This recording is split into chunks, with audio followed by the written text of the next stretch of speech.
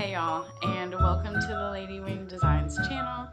My name is Zakia, and I am finally back to record a WIP update for you all. So yeah, here I am. Today is February the 9th, 2021. It's a Tuesday today.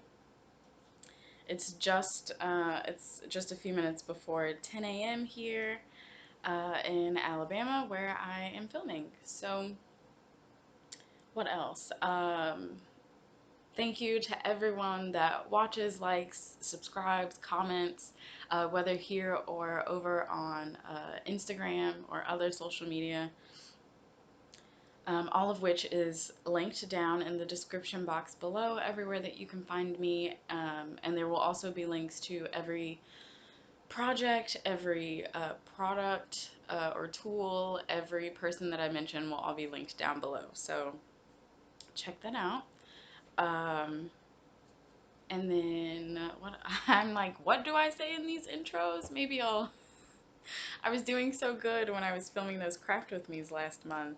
I kind of got it down pat, and then yeah, and then didn't film for a month. So anyway, yeah, thank you to everyone that comes back and watches and hangs out with me. I super appreciate it. Uh, okay, I think that's kind of all of the admin stuff, and if it's not, I'll remember it later and mention it. So, yeah, like I said, it's February the 9th, so we're already over a quarter of the way into the second month of this new year. Pardon me looking down. I need to keep my hands busy right now because there's kind of a lot of like intro stuff before we get to where I actually need to hold up projects, so keeping my hands busy. Yeah, so I hope that everyone's year is off to a fairly decent start. I know a lot of us just kind of felt like, okay, 2020 like kept rolling.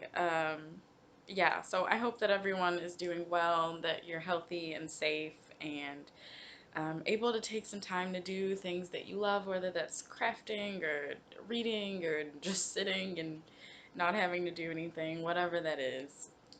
I hope that you're all well. Yeah, this is the first WIP update of the new year, which was not supposed to happen this late. But yeah, there's just been kind of a lot happening. Y'all know that I don't usually do kind of like life updates. Well, never mind. I'll mention that later, because anyway, I'll mention it later. Um, but regardless, there's not going to be like a lot of life stuff that I talk about or anything, so don't worry. Nothing's really changing here. Plus, it's mostly been like same old, same old. So there's not really much to tell you. Um, you know, still basically quarantining. I am now starting to job search for a full-time, I mean, even a part-time job, but a good paying part-time job, but really am looking for a full-time job right now. For those of you who are wondering about the stadium, because I mentioned this to someone yesterday and they were like, what happened to the stadium job? Don't worry, that's still a thing. But it's basically like a part-time job because we only do that like during home games, which obviously that has to be, sorry, there's fluff. That has to be during the sports season. So it's already part-time because sports seasons are only so long. And then it's like double part-time because like my bosses and the intern. Anyway, all that to say, the stadium job is still there, but we're just now about to start baseball season. I didn't work any basketball games, and I don't even know if they did basketball though. But anyway, not the point. They had basketball games. I don't know if the job that I do happened during that season. Anyway, I still have my stadium job. Baseball is coming up, which I'm excited about. I love working the baseball games because they're longer and you get more money. So let's just be quite honest about that. But I do just generally love my job too. So it'll be fun. Anyway, that's basically the life update. waiting for that job to start back, starting to really get into job searching because I needed a job like 6 months ago. Yeah, and that's pretty much it. There's another life thing, but like I said before, I'll mention that later. Okay, so let's get into some admin stuff. I only have a little bit. So first of all, so at the end of last year, the last 2 months of 2020, I did a hell of a lot of vlogging. I somehow made it through 2 full months of vlogging, and thank you, thank you, thank you to everyone that watched even one vlog. They were so fun to do. I definitely was burnt out by the end of December, but it was really fun. I definitely will be doing Vlogmas, Flossmas again in this upcoming year, and I'm now working this pattern wrong, so I'm gonna tink. That's what I get for chatting away. Yeah, so I will put up cards here. I don't remember which side it goes on, but there will be a card at the top of the screen, and I will also link them down below in the description box. The playlist for the November vlogs playlist and the Vlogmas Flossmas playlist. Both of those will be linked. So yeah, oh, that's another thing I forgot to write down. But on that note, if you didn't watch the vlogs and you're curious about like the finished objects that I had near the end of the year, I mean, or for that matter, what I was kind of working on, because I'm not going to show y'all everything today. I'm basically just going to start from January. But if you're wondering about any of the finished objects, you can check out the vlogs or their, come on, phone. Okay, so on my Instagram,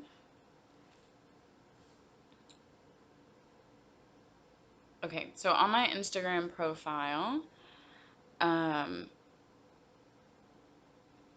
okay, there are a bunch of highlights right here from my stories that I've saved, and this one is from last year. It's called 2020 FOs for finished objects. So you can tap that and you can tap the circle and then like click through and look at all the finished objects that I had for last year. That'll catch you up, like, you know, just like tap through basically until you see something that you don't recognize or whatever. Y'all get the drift.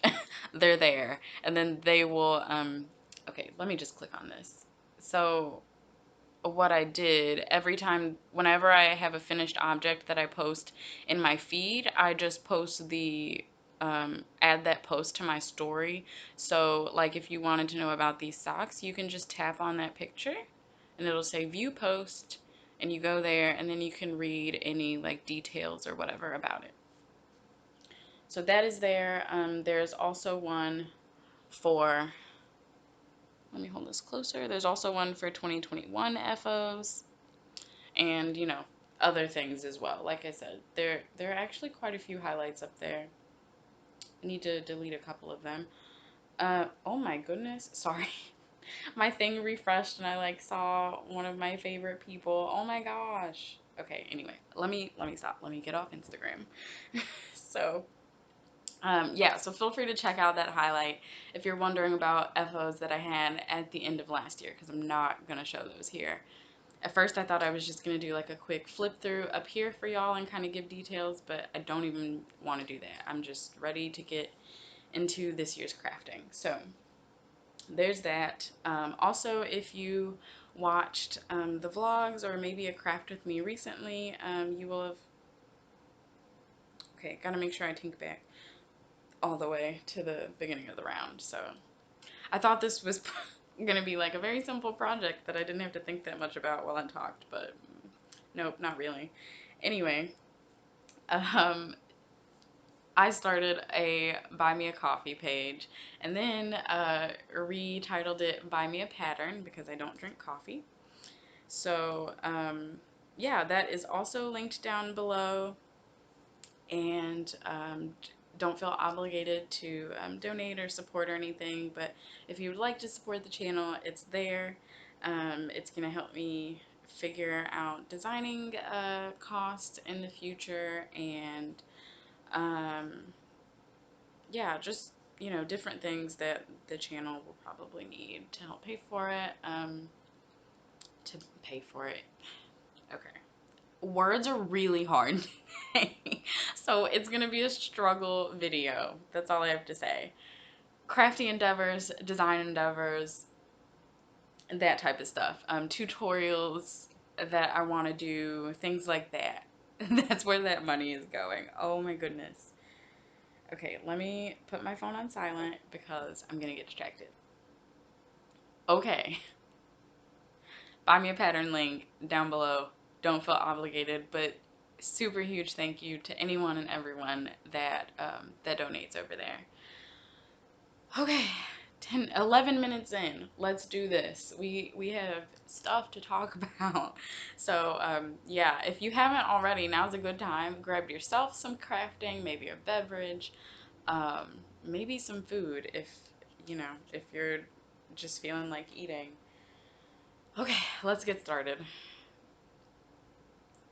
So first thing I'm going to do are some shout outs. I don't remember a lot of these people. Most of these people I found last year, and I think that I just haven't mentioned them. A couple of them I started watching this year. So the first one that I'm going to mention, and these are in no particular order. The first one that I'm going to mention is Darcy Cameron, which, yeah, that's his YouTube channel. The title of his YouTube channel is Darcy Cameron, and he has just recently started a floss tube, because I think he only has 6 or 7 episodes out now, and oh my goodness, it's great, it's fabulous, it's so good. There's swearing, there's like crazy like energy all over the place. Um, I really enjoy watching him. So definitely go check out Darcy. I think I only made it through like 3 episodes, and then was trying to like catch up on the people I'm like already regularly subscribed to. So I still need to go back and catch up, but highly recommend his channel. Sorry again that I'm looking down so much. There are pearls happening, and I can't really pearl without looking. So I say that, and then I was about to attempt one without looking. So anyway, the next one is Cece and Dami of Geeky Girls, Geek Girls. Oh gosh, I'm the worst. Geeky Girls Knit and Cross Stitch. Oh my gosh. Cece is mom, Dami is her daughter, and they're super sweet. I have been hearing about them for forever. So, okay, let's go back even farther. Back when I started listening to Imagine Landscapes podcast and a couple of other actual audio podcasts, because if you've ever delved into the knitting podcast realm on YouTube, you will notice that we all call them podcasts. They are video casts. Anyway, podcast is just like audio. So anyway, actual audio podcasts that I listen to, I found some of those like a couple years ago now, 2 or 3, well, more than that maybe. But anyway, back when I found those, what do? You type in a knitting podcast on that app, and you see if you can find a bunch more. And I did. All of them I didn't start listening to, but Cece and Dami were one of those podcasts that I found, and I think I listened to like maybe 1 or 2 of their episodes, but I, as always, got distracted or like fluttered on to new things, and just never really came back and kept listening or anything. And then I also did not realize that they had a YouTube channel. So yeah. So anyway, I've been, kind of hearing about them a lot recently, from mostly Michelle Bindi when, like during her live streams, on YouTube, a lot of the times CC is there and chatting and stuff. And I always said, like, you know, I need to, like, go watch them, go watch them. I finally did that. So I started at the beginning of 2020. I think I'm about halfway through the year. Again, I got distracted, and so I haven't finished my binge watching of them. But yeah, super enjoy them. As the title says, they both knit and cross stitch. Yeah, and it's been really nice to watch them and kind of catch up. So I like the way that they have done their formatting. It's yeah, it's just very interesting. Because I used to do a lot more editing than y'all see like nowadays. Like if you go back to the earlier videos, like I used to edit in a lot of screen notes, and I really don't do that now. So I much appreciation for people that have like cool formats and like lots of editing and things like that. And I mean they have like the different noises and like or noises, sounds and like music effects, and it's super cool. Highly recommend. And they're designers. So there's that. Knitting designers. I don't think they've designed anything in cross stitch yet. We'll just keep that open for them. So next up is Dina of, right? Yes, I'm right. Dina of Half Stitch Cross Stitch. Um, I just love watching her. She's such a calming person to watch. Yeah, I really enjoy Dina's videos. So I really love the way that she formats hers too, actually. So she does like so her videos are really like vlogs. If you remember how Sammy J at Sammy J Stitches, so now she's back to doing like one-off videos, but for a while she was doing vlogs. So like she would come in every day or you know whenever she could during that week and like give us an update on what she'd been stitching on that day and stuff. Dina does hers like that, and so I really enjoy that format. I don't know, maybe it's just the vlogging style because I generally enjoy vlogs. So anyway, check out Dina's channel, and like I said, all of these will totally be linked down below. So the next channel is Stitchy Me, which I can't remember if I've mentioned Lillian before or not, but she popped in my mind when I was writing down the shout outs that I wanted to do, so I just figured I'd mention her again. Um, she also is fairly new to FlossTube. I don't think she's gotten to 20 episodes yet. I think she's still in the teens. So if you're like me and you love to binge watch from the beginning, like that's another good one. She has, well, I don't want to say like a lot of full coverage. I'm trying to remember like everyone's projects right now. It's ridiculous. But she has some full coverage. She has not full coverage. She knits. She recently learned how to started knitting too and learned how to knit. So yeah, again, really enjoy her channel. Okay, and then the last person that I'm gonna mention has two different channels that she posts on, and that is Tina. So her, well, it's not just knitting. It's gone. Apparently, the channel has gone through kind of several renditions. I totally went. So I found Tina during November. Actually, I don't think that it made it into the vlog, but that day I did actually like record a clip or something. Showing her cross stitch channel. So Fancy Lady Cross Stitch. Um, yeah, she likes stitching fancy ladies, and so that's where that name comes from. I really enjoy watching her. Um, yeah, so she has the Fancy Lady Cross Stitch channel, and then she also has Simply in Stitches, which was kind of like the knitting place, but she has come up with a different. She's so okay, words. At the beginning of February, she started like a new kind of video posting schedule for herself. Um, and it's not just the knitting. She does like certain days are craft updates. I think it's Monday and Thursday. I think. And then she has like Tuesday, like today is a random video day. Um, yeah.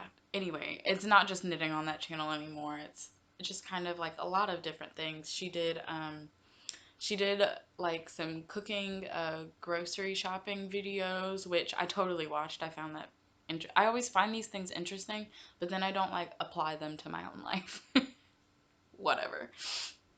It's enough to be interested, right? Sorry for that shake. I picked up my mug, which I love this mug. It says it's giant, first of all, and then it says "I love you to the fridge and back" because oh, I've never actually like looked at this close enough. I've had this mug for like a couple years now, and I've never looked close enough. Like I knew it was a fridge, but like the fridge is like wearing his hat, their hat, and like they've got a flower ready to greet you and a bottle of wine. I'm like, oh my gosh, I never noticed that before. But that's pretty perfect.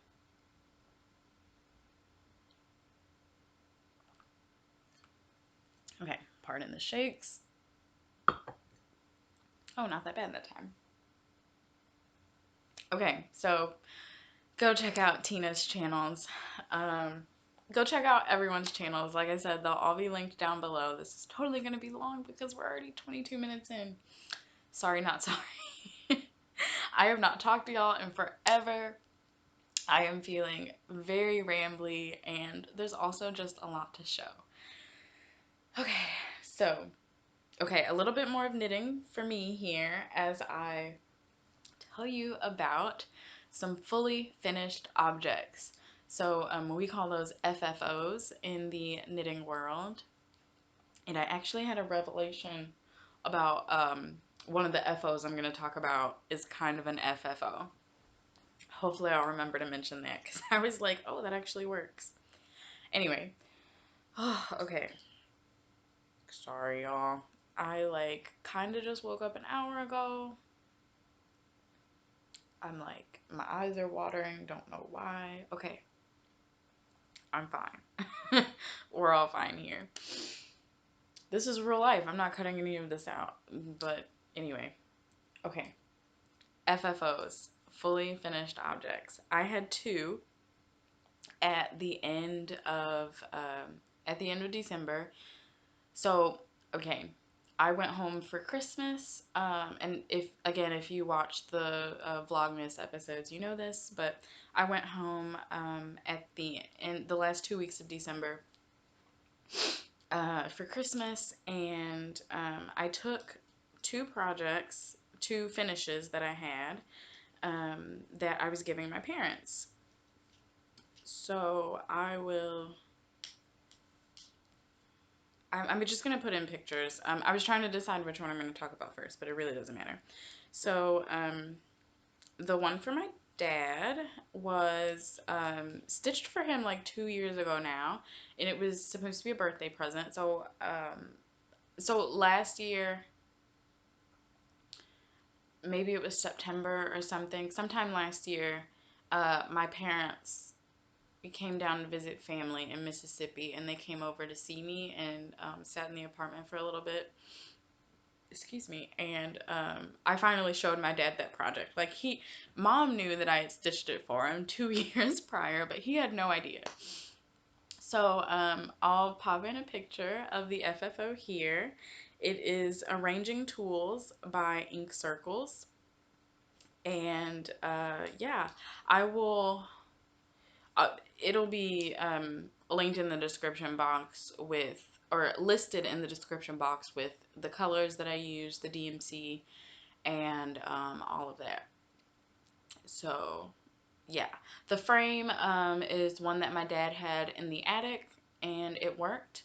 It matched the blue that was in the pattern, as you can see. So, that worked. I still need to ask him to maybe I'll do that between the time that I'm editing and get this uploaded. But I still never got a picture of it out in the garage where he has it now, where it lives. I love to get pictures of them, like in their forever home. So I still need to ask him to do that. Hopefully I will, and that will be here. hopefully wherever it is, the garage looks somewhat neat. So yeah, maybe if that happened and it didn't, you still won't see the picture. But anyway, yeah, so that was fun to finally FFO that for him. If you go back to that last Vlogmas video, I filmed myself lacing the back. It wasn't anything professional, but I laced the back. I showed you me doing it. Then I like kind of held it up at the end so you could see the back. Yeah, so there's that process. And then the other FFO that I had. Are you ready? Oh my gosh, y'all. I was so excited to do this for her. So my mom, um, I finished Cardinal Points by Long Dog Samplers at the end of August 2020. My mom was so in love with it that she was like, "Can I have this?" And I was like, "No," because I just finished this. I love it. You're not getting it. And then we were talking again later, and like, y'all, she was seriously in love with this project, like smitten, completely enamored. So, so I was like, you know what? I'm just gonna give it to her. So that day that I mentioned when my parents came to visit, I showed it to her because we were talking about it. So I pulled it out and I showed it to her, and then I was like, here you go. And she was like, wait, what? So yeah, I gifted it to her. And then when I went down for Christmas, because I still had both of their projects. That's a lie. I had given them to my mom, and so they were already there. Anyway, when I got there, both of their pieces, again, if you watch that last Vlogmas, you'll see this whole process. But I washed both of them. Mom's, I had to do a second wash to really try to get, there were some pencil marks in there, because, I mean, originally it was going to be for me, so, I didn't care. But there were some pencil marks in there, and, like, a couple of my grid mechanical pencil, like, hadn't come out because I had just drawn them on super dark, and I think that I needed to use the warm water, which was fine because it was on Aida and it was all DMC, so I wasn't worried about anything running or bleeding. Yeah, so anyway, I framed Cardinal Points for my mom. Both of these pieces were washed, they were ironed. Like I said, Dad's was laced. Mom's, I didn't film us doing that or anything because Mom didn't want to be on camera. Um, but Mom's, we like, you'll see, here's a picture of the FFO. um you can see that the fabric doesn't even necessarily cover that whole frame, but it's fine. We think that it still looks good. um but just because of the way the frame was, we had enough of the fabric on the sides, not even the top and bottom, as you can see, just the sides, to fold it over and tape it. So that's what we did. I was like, I am not about to try to lace this when there's like, and there was maybe like an inch and a half of fabric on each side. So we just got it where we wanted it and kind of pulled tight, so that it didn't, like, have extra space behind it or anything. And then we taped it down. That was that. That one is, I don't think it's completely in its forever home yet. It is in her craft room. I might ask her to take a picture of that top shelf. But I think that she's going to end up hanging it on the wall. And I don't think that it's actually hanging up yet. But I was super stoked about both of those. Funny thing, I've only ever FFO'd 4 projects. You know when the first 2 FFOs happened? Christmas 2019. So apparently I just need to like get all my stuff ready to be gifted. And then I will FFO them all around Christmas. Okay, that's a thing apparently. Um, yeah, so anyway, details on that project again will be linked down below. Um, I won't, I'm gonna make an Instagram post, and that might be today's post, just so that it's there by the time y'all see this video. So yeah, I think that's what I'm gonna do. So if you're seeing this and you're wondering like, oh, what colors did you use for that? Go to my Instagram page. There will be a post. I'm gonna make the Cardinal Points FFO picture, the front one. So look for that. You've just seen it, so you know what it looks like. Look for that post on my Instagram, and I will post a picture of the conversion that I used, because the called for colors are all gentle arts, and um, I wrote down, you know, the called for and then the DMC. So I'm not going to list all that down below because I have a feeling I'm going to need all the character space I can get. So those are my two fully finished objects. So let me slip this marker and start on the new row around. Okay,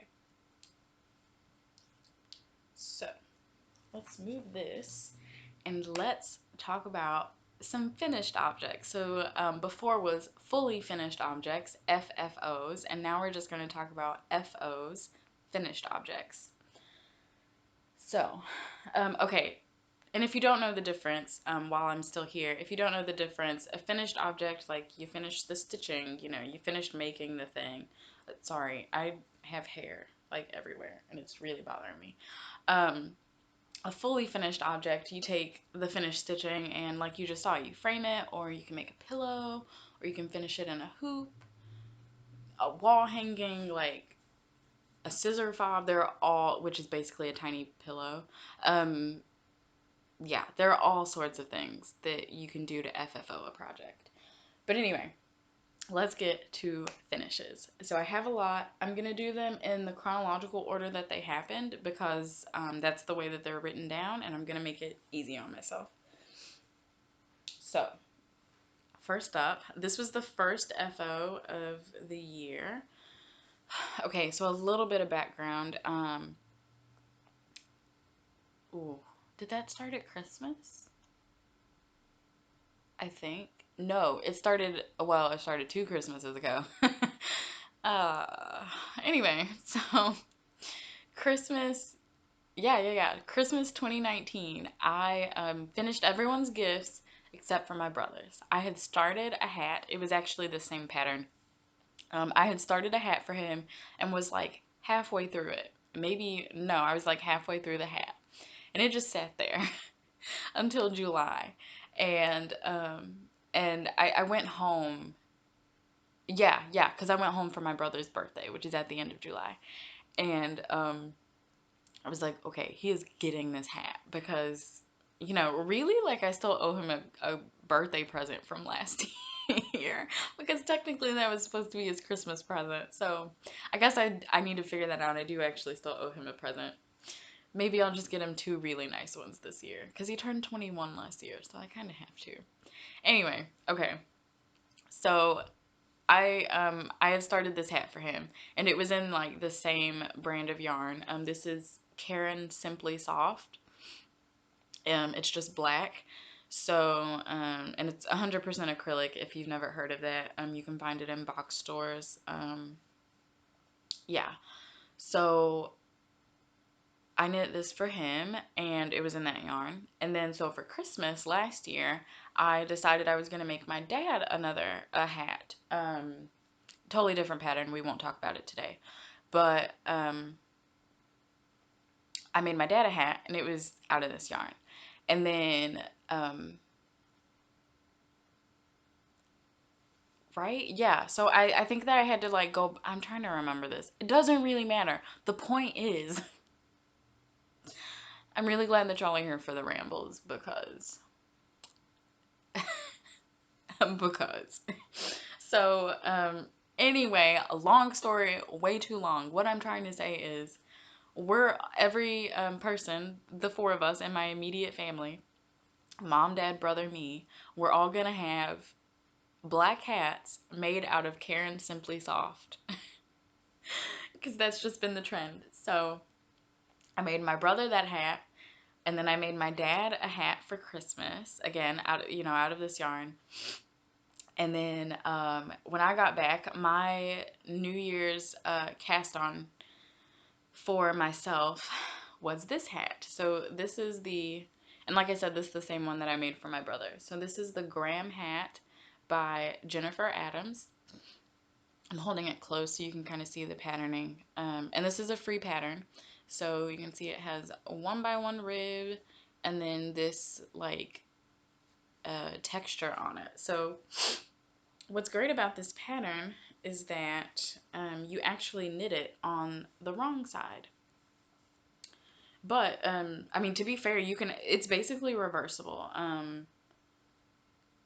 And the hat that I did for my dad, which again, I'll talk about the pattern later because I have to make another one for my mom.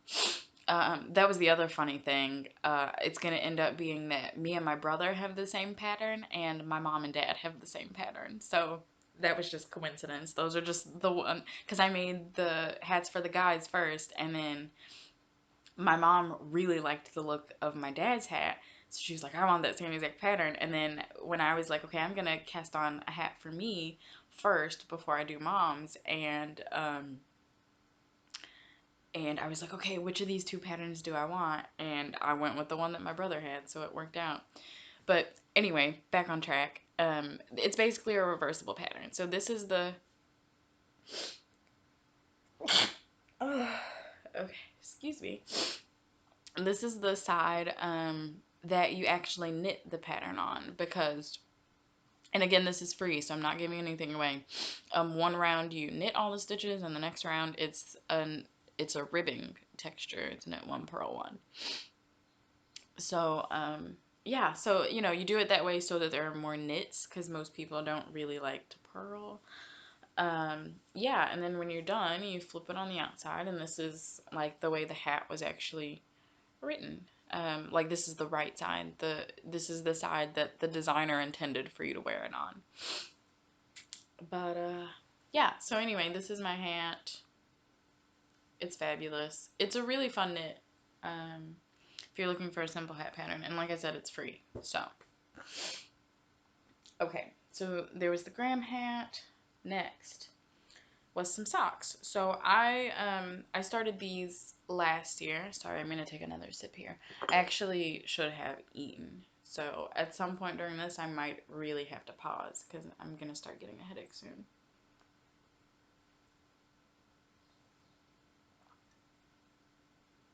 Okay. Okay, so I started these. I've been talking so much, I'm like out of breath. So I started these socks last year. I think I actually started them. Yeah, I think I started them in November. They were gonna be for a sale. Didn't end up being for a sale. And so I picked them back up at the beginning of January, like in the first few days of the new year. And I had originally cast it on with 56 stitches. So, okay, if you've been here through the vlogs or anything, you've heard me mention, maybe you haven't. Oh my gosh, not the point. I'm gonna get through this, I swear. So anyway, this was the first pair of socks that I cast on with US 0 2mm needles. I used to use US 00s for a while. So I realized I had a set of US 0 tips. So I changed those out. I was like, you know, let's just see, because I was discovering that a lot of the socks recently weren't really fitting right here, like over around the instep, right next to your ankle. You know what I mean? When you go around your ankle right there. They were kind of stretching and stuff. So I said, you know, let's go up that needle size.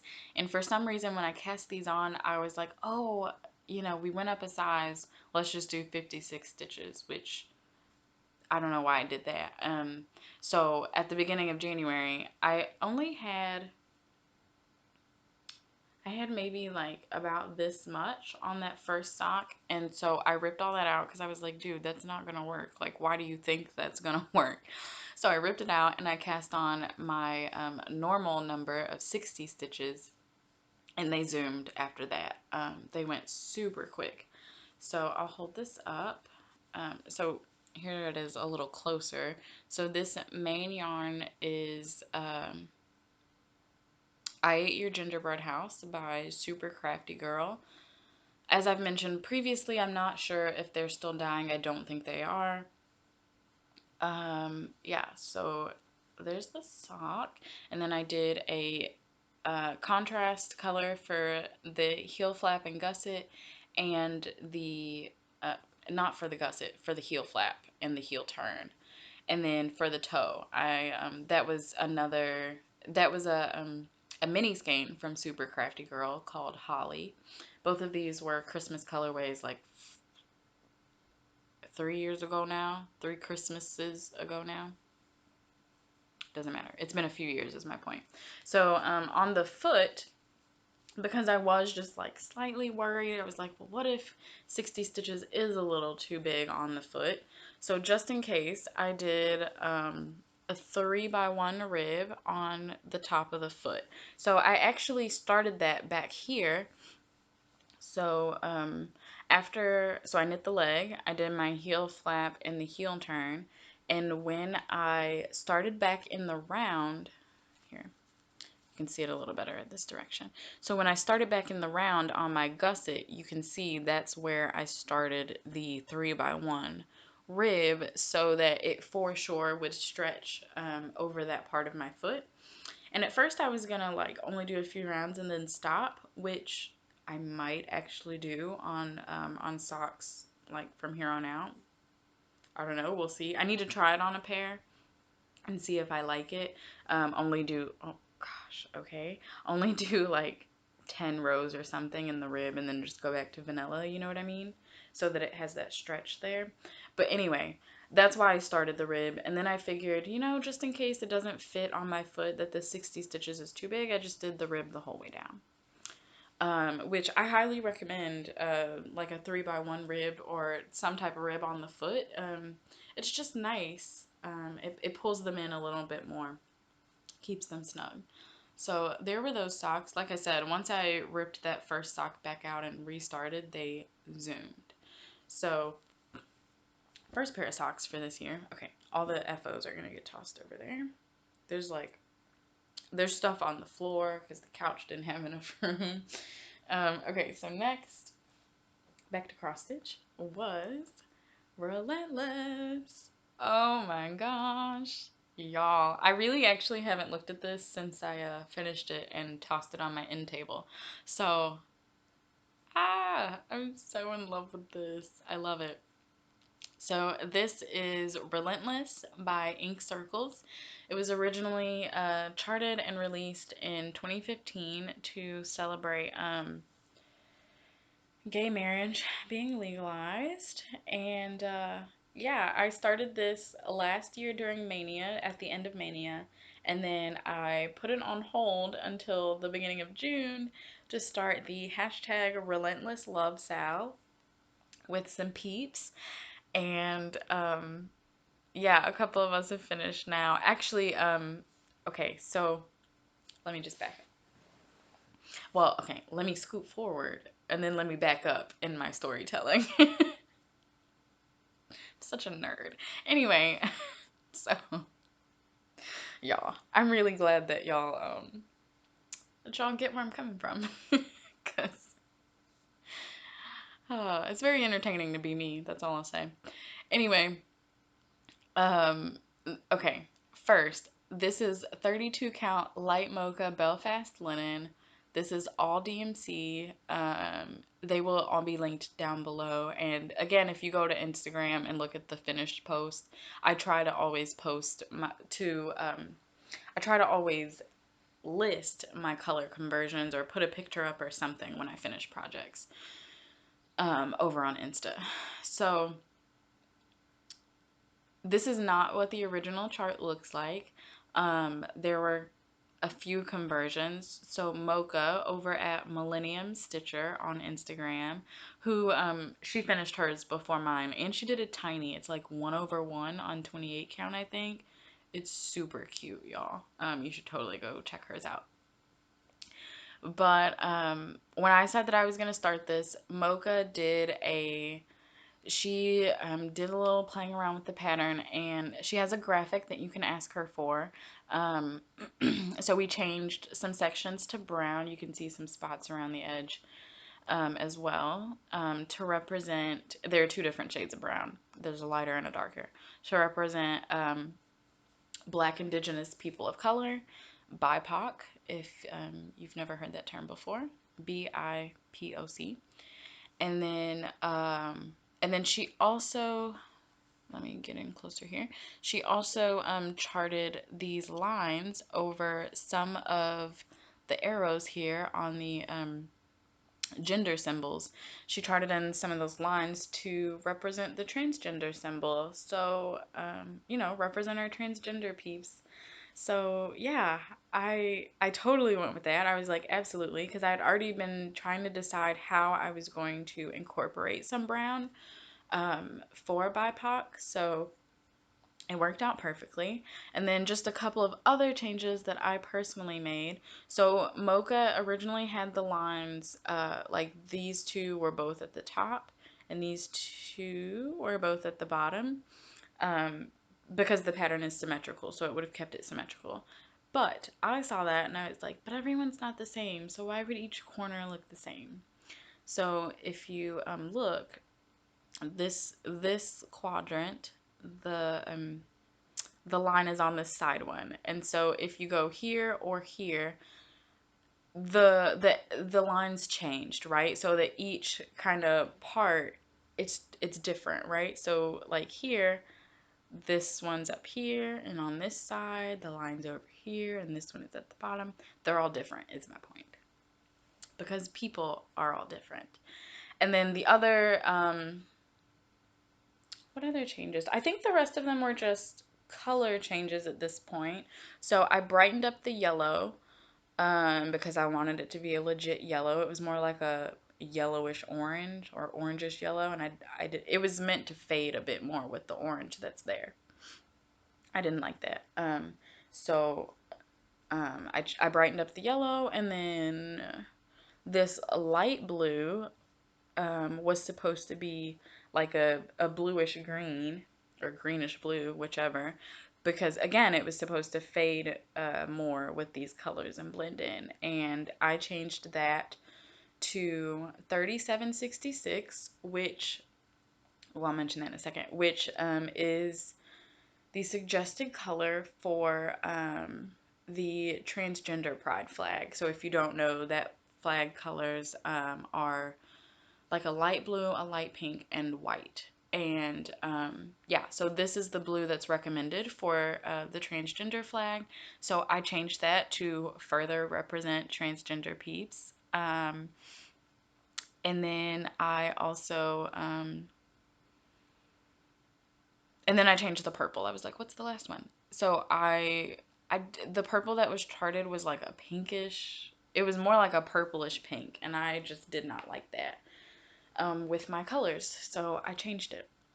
And I'm super, and actually, okay, so actually, um, okay, let me mention this. So when I first started looking at the colors that I was gonna change, because I did all these, like the blue, this light blue, I converted that and knew that I was going to change that back at the beginning, when I started this project. So I will link this below also. Look for, in the project list, find Relentless, and I will link this guide that I'm about to mention. It'll be linked in the section where Relentless details are down below. But I just thought to Google like DMC colors for pride flags. What do you know? Of course, there there was a source for that. And I don't remember who did it to give proper credit, but like I said, it'll be linked down below. And I mean, y'all, they have like, I won't say every rendition, but they have like most of the renditions of the general pride flag, and then they also have like each of the orientations, like sexual orientations. Is that right? I don't know if that's the right word. I think it is. But they have all of those flags listed with the DMC colors too. So as I was finishing this, I was getting ready to, like, I was almost to the purple. And I was telling my boyfriend, I was like, because I was showing him again, I have a highlight for this on my profile that'll show you like my whole process of of this piece, and I was showing my boyfriend, and he said, "Hey, why don't you like okay, oh my gosh, words. I was like, I don't know what purple to use. I don't know what I want to change it to. I just know I don't like this one, the one that's called for." And he said, "Well, what's the purple for bisexual?" And I was like, "Oh, that's smart." So I looked that up, and I think that it was 553, and I did a little swatch in like different corners of a few different purples, and I ended up liking 552 better. So that's what this is. But yeah, I just thought that was fabulous. I was like, duh. Like, I didn't even think to look that up. So I thought that was great that he suggested that. So anyway, yeah, here's Relentless. I just love it. And there's the back. I really like the back too, actually. Like, I think that would be super fun to just kind of look at that. You can't see any of the things that make this piece what it is, but it's just kind of cool to look at. So yeah, there is Relentless. I'm gonna sit these up here. I don't really want to throw my cross stitch stuff on the floor. I don't know why not, but anyway. Okay, so next, sorry, not sorry that this is gonna be a long video, but a lot of this stuff has a backstory, some type of thing, so that's really why it's gonna be long. Yeah. I know y'all are here for it. So, no, my ends aren't woven in. They might get woven in, maybe, probably not. Don't hold your breath or bet on it because you will lose money. So I finished these. I'm considering these shorties. These are, I mean, they're not ankle socks. I think there's definitely a differentiation there. So they're not ankle socks, which I really need to make myself some more of, but they are shorties. So I had, oh, excuse me. And this is actually the rest of the skein. Really sad about it because, like, who wants this much left? Hindsight, I should have actually, that was the whole point of these, was to use up all of this yarn. Hindsight, I probably should have done like I did a different pair of socks and just pulled from each end, like wound it up and then pulled. It doesn't matter. It doesn't matter. Okay. Like, y'all don't even know. I'm just rambling. I'm saying all the things that I think I need to say, but in all the wrong orders. So y'all are just like, what? I know y'all are. It's okay. Don't be afraid to admit it. And if you're not, thank you for somehow understanding where my brain's going. Also, one of these might actually end up getting pulled out because I think it might be a little too short. I think it's this one. I think my gauge changed a little bit, so I did the same number of rows, but I think it still ended up a little bit shorter. So thank goodness for having a little bit of yarn left over. But I had this one skein of knit Picks Felici. So if you've never, and I don't have another skein, but if you've ever seen knit Picks Felici or heard other people talking about it, they come in 50-gram balls. So for a lot of people, they will buy 2 balls of each color when they get Felici because that's what they need to make socks. I don't know. I'm just small. That's not what I was going to say, but anyway, I'm just small. I can't help that. And yeah, so my feet only need 1 ball of Felici to make a pair of socks. I don't know whether that's lucky or not, but whatever. So anyway, I knit these, yeah, I knit these toe up because when I have 1 ball or only 50 grams like that, I usually will do things toe up so that I make sure that the foot is done. Because, if you go cuff down and then I do a longer cuff, I might not have enough yarn for the foot, which is kind of ridiculous if you're going to make socks. So a lot of the time, oh yeah, this is definitely short. That's not good. Okay, I'm going to have to rip this second sock out. But, yeah, 50-gram ball. I knit them from the toe up, the heel, what color is this? This is Knit Picks Felici in Seafaring. And then the contrast on the heels is a mini that I got with a sock set from McMullen Fiber Co. And then I did, as you can see, I did a German short row heel. And when I do a German short row heel, I have to also do the mini heel flap adjustment, which you can find in the Mina's Vanilla Sock Recipe Pattern by Knitting Expat. So there's that.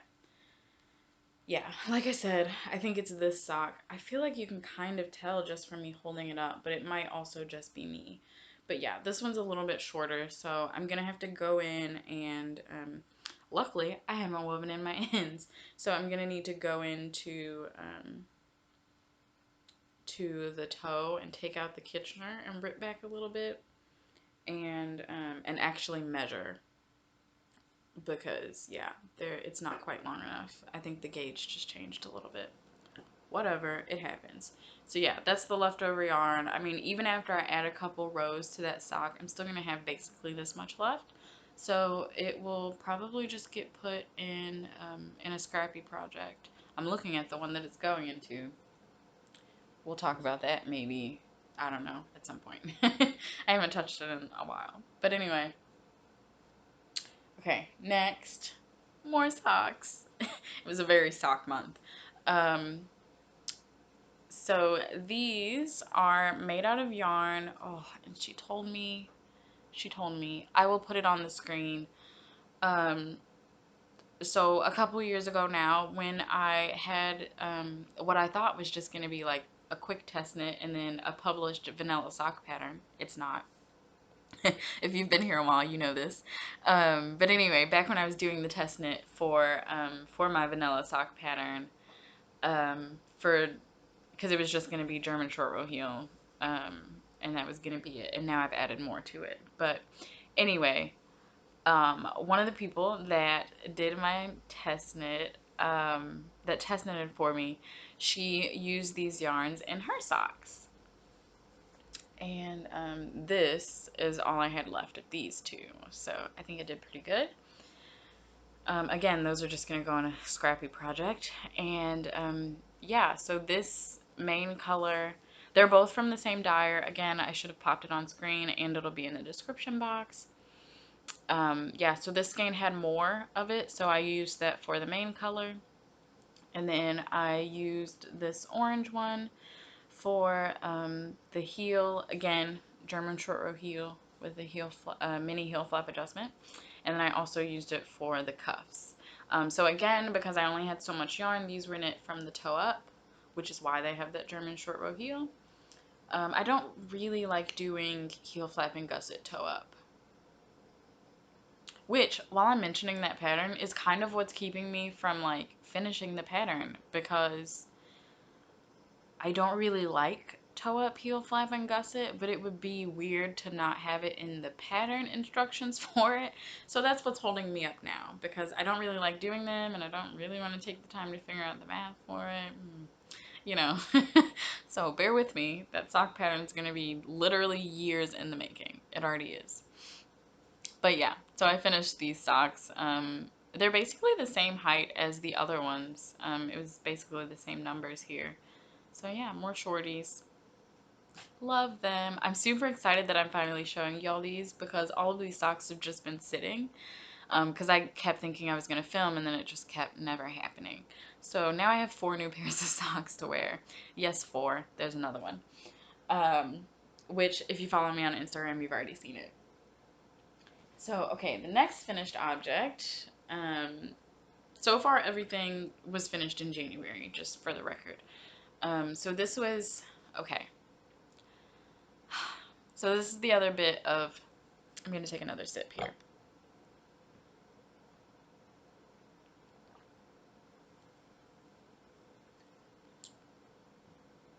So, this is the other bit of life update that I alluded to earlier. I finished Positivity Rules. The fabric is not That's more accurate of the fabric color. It's a light pink. Um, yeah, it's like a ballet pink. Think ballet tights before they've been stretched. But anyway, it's a pink fabric. It's not going to show right when I hold it up closer. So this is Positivity Rules by Caterpillar Cross Stitch. This was a sal that started last May. Yeah, so actually I also started this during Mania. Um, yeah, so here it is. It's all done. It was a really fun stitch, as all of Sally's stitch-alongs and patterns are. I've enjoyed every one. If you've been here a while, you know that. So, yeah, so there it is, all finished. And I finished this on Friday, January the 22nd, 2021, which is also the day that my great-granddad died. And, yeah. Yeah. So, I mean, yeah. I don't really know what else to say besides that.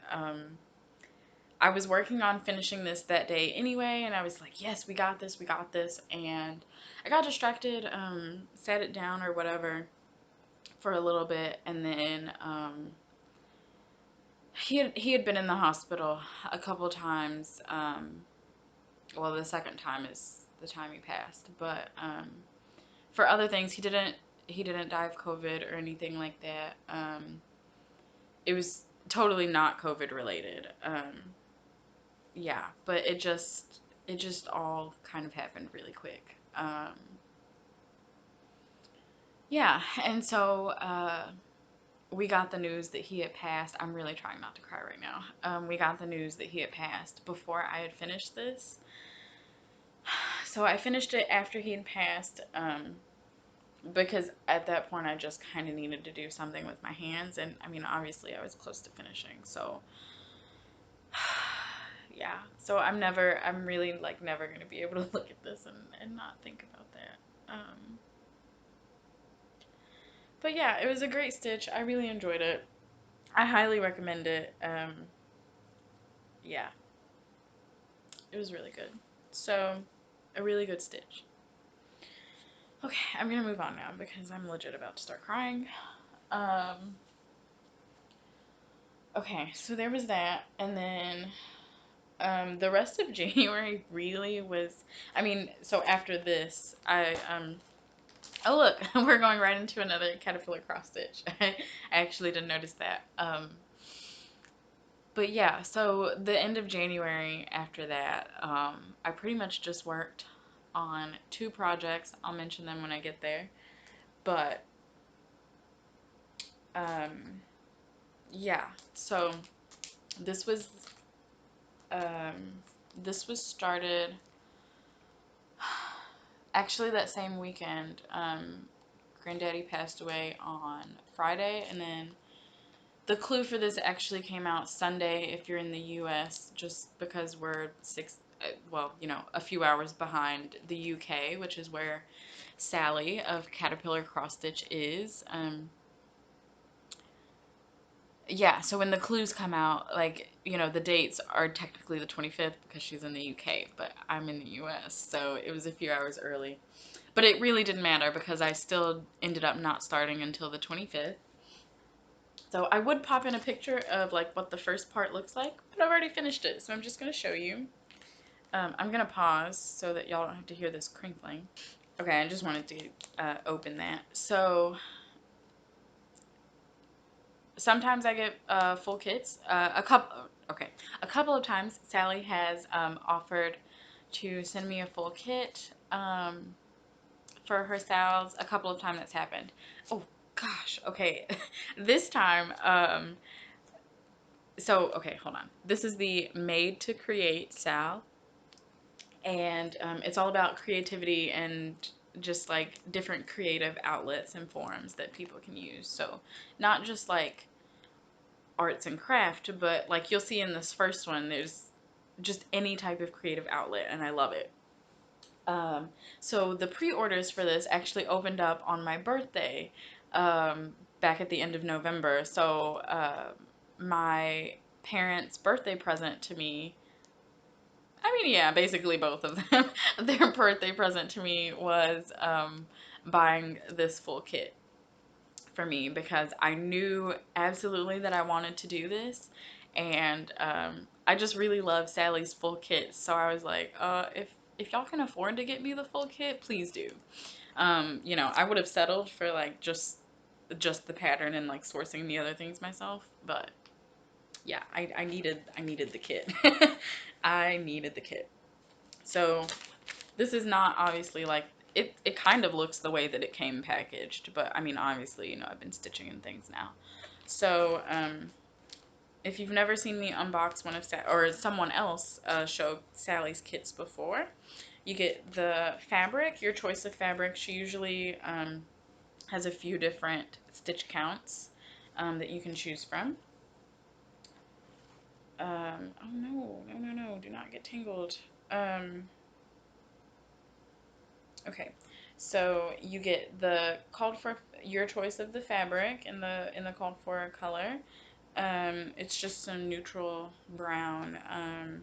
I'm not sure if it has a color. I don't think they said, but it's just a neutral kind of brown linen, and that's upside down. And then you get your floss card. Um, and I've explained this before, so oh, excuse me. So there are 14 colors. Let me get these out of the way. So there are 14 colors. So all of these, and then these two also on the other side. So you always get this floss card with all of your floss. It's all DMC. So, you know, like it would have been easy to source myself if I didn't get the full kit, but I just love this. You totally will have more than enough floss. So like if you do have to frog, you know, a couple times, don't worry. You've probably got plenty of floss. I still have the last two kits that I've gotten from Sally.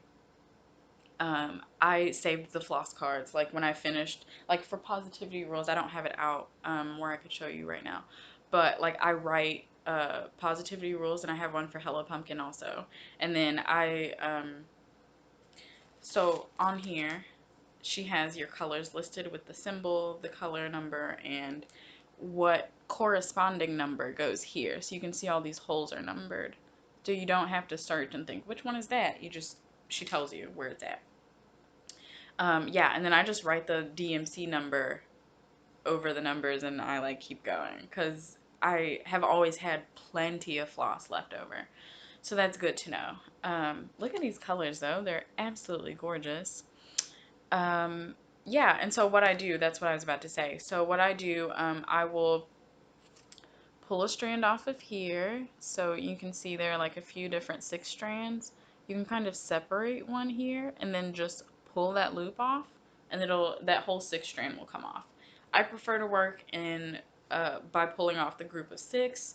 You can, I haven't done it, but people have said that you can actually just literally pull like the one strand that you want, because I loop start these, and it'll come off. I'm sure that it would. I just don't trust myself. I feel like it would all get knotted. Yeah, so I just pull by the 6th strand. And then whatever is left from that 6th strand or the piece, I put across from that color. So you can see this one, I had, here's the rest of that 6th strand that I didn't use. And then I also had a little piece, the piece that was on the needle had more left over. So I put that there also. So that's how I organize the floss card. Okay, are you ready to see the project now? So here it is. I'm gonna fold this. Okay, so here is part 1. I love it. So I mean, I don't think I'm giving anything away here. Okay, see. Okay, the thing is like sticking. Okay, so anyway, which I guess I should have left that part.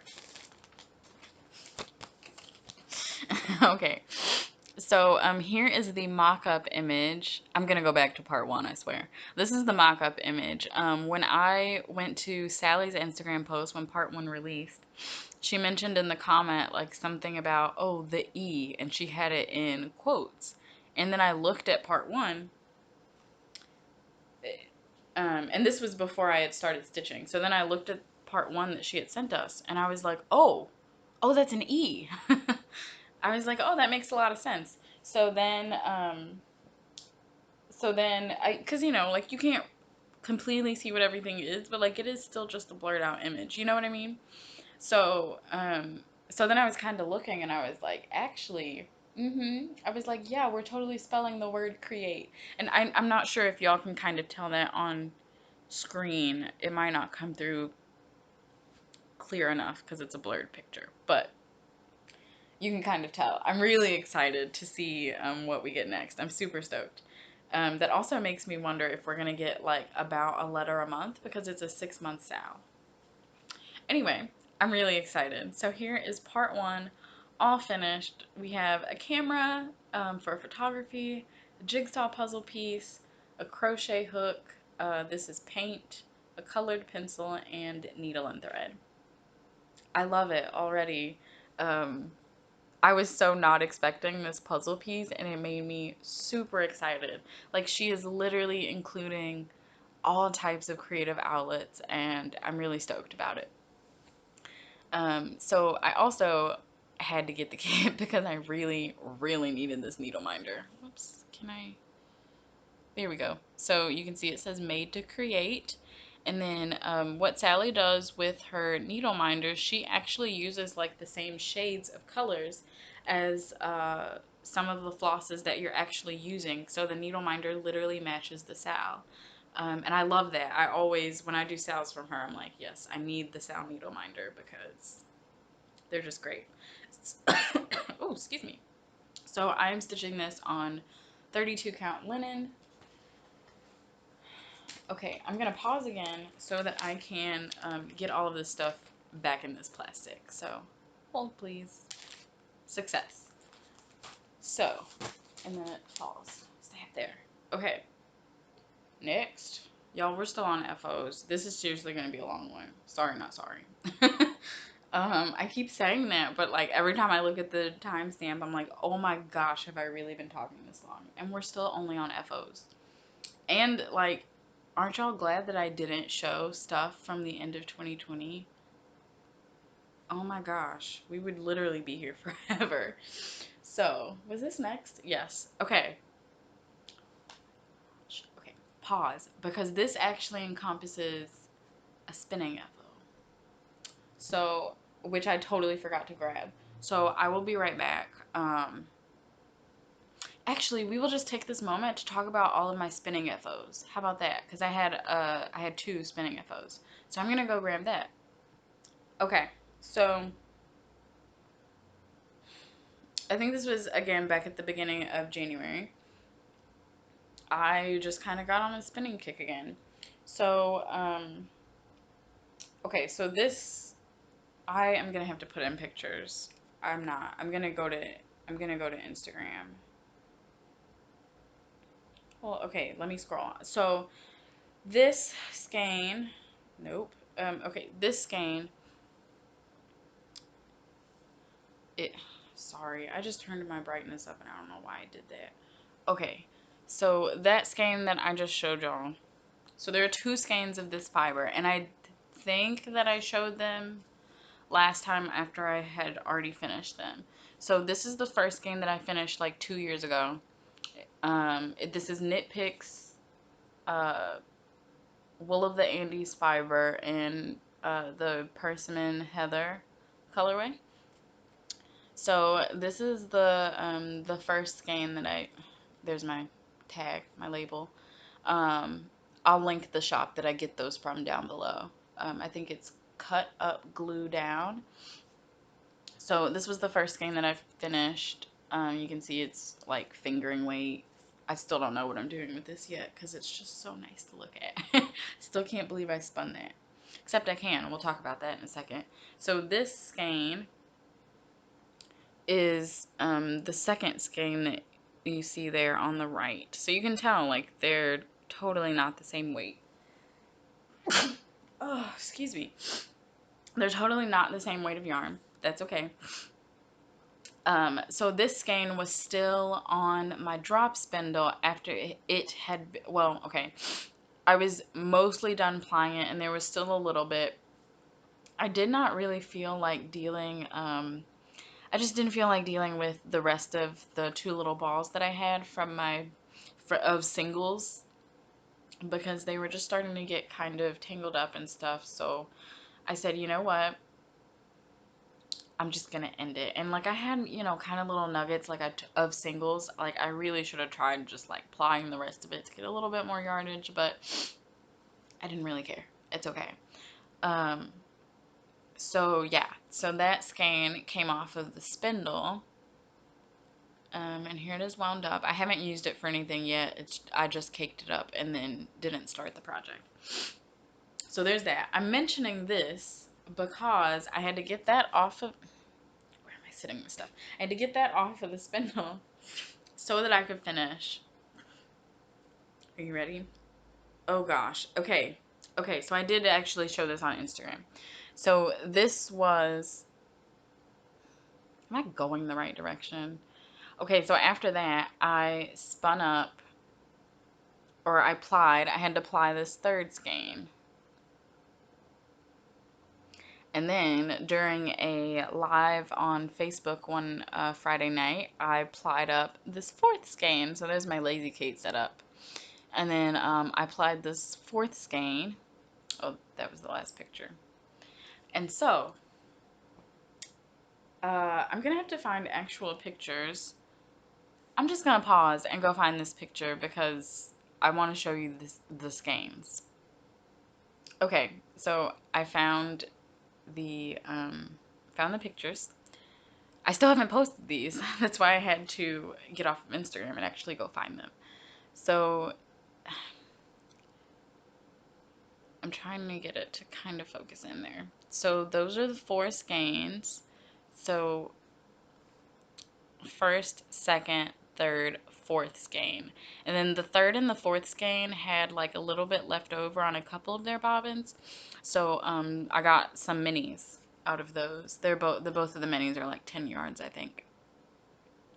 But yeah, look at that. And then there are the mini skeins up close, which I'll show you in a second here because I still have those. So yeah, let me hold this close again. So 1, 2, 3, and 4. Here,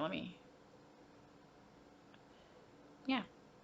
So I'm super stoked. I know that that's not like, I still might end up putting these on screen because I don't think that you can see what I want you to see by me showing it on my phone. But anyway, so that being said, the third and the fourth skein are now things. Partial things. So this is the first and the second skein. You've seen this multiple times. I love this because you can, even just in this one project, you can see how my spinning got better. So that was the first skein that I did. This was the second one. So you can see, like, it definitely got better. Yeah. And then the third one, like, I was trying so hard, y'all, to film before I cast on this project and wound these cakes up because I really wanted to show y'all the third and the fourth skein in the skeins. Like, y'all, cover your children's ears. I'm just gonna say it. Holy shit. they were so beautiful. Like, I almost did not want to skein them up and use them. They were beautiful. So anyway, last Wednesday, first Wednesday of February, my boyfriend, he has been very obsessed since quarantine started last year with playing NBA 2K. There's usually a number after the 2K. It started literally back in 2000, I think, and that's why it's called 2K.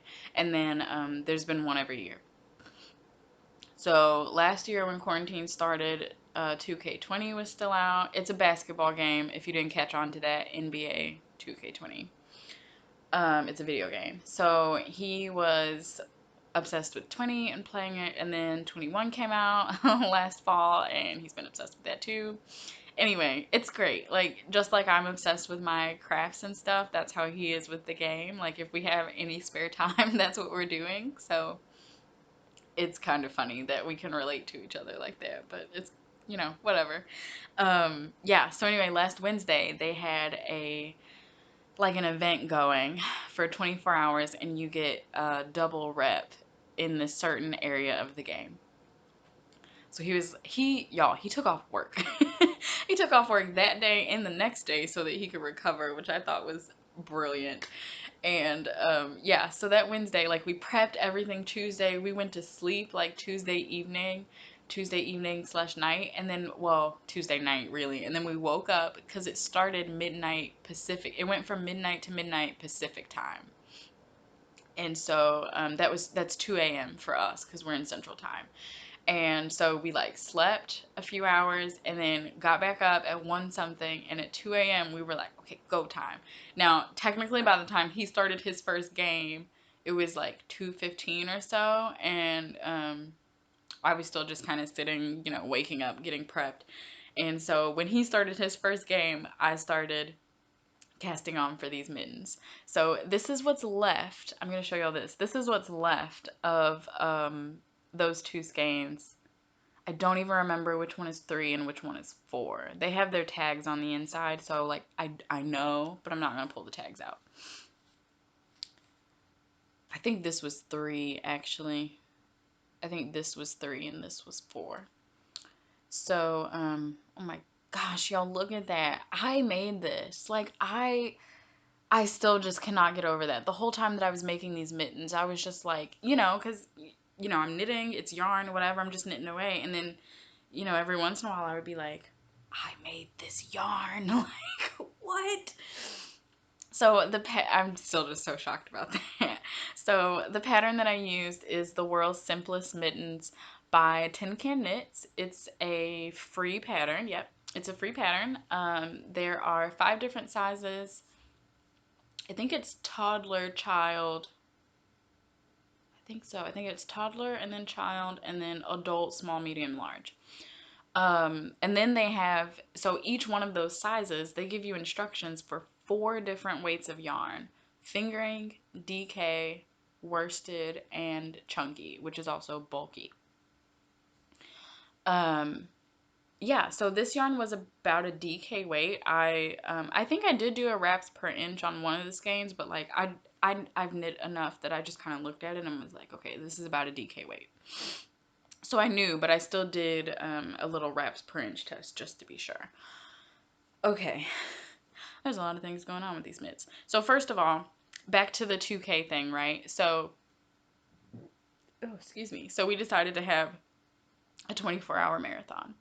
He decided that, and then I basically invited myself because why not? I was like, dude, I can help keep you awake. Which I actually made it. I think I was awake for like 22 hours. I made it till the next evening, and then I had to sleep because I was super tired.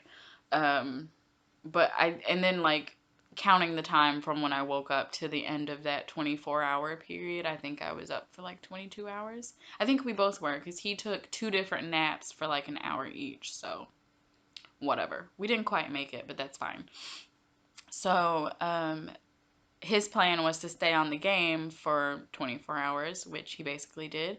And my plan was to challenge myself to finally knit these mittens, because I've been, like I said, I've been just holding off on casting on because I really wanted to show y'all, and it got to the point where I was like, dude, you're not about to film.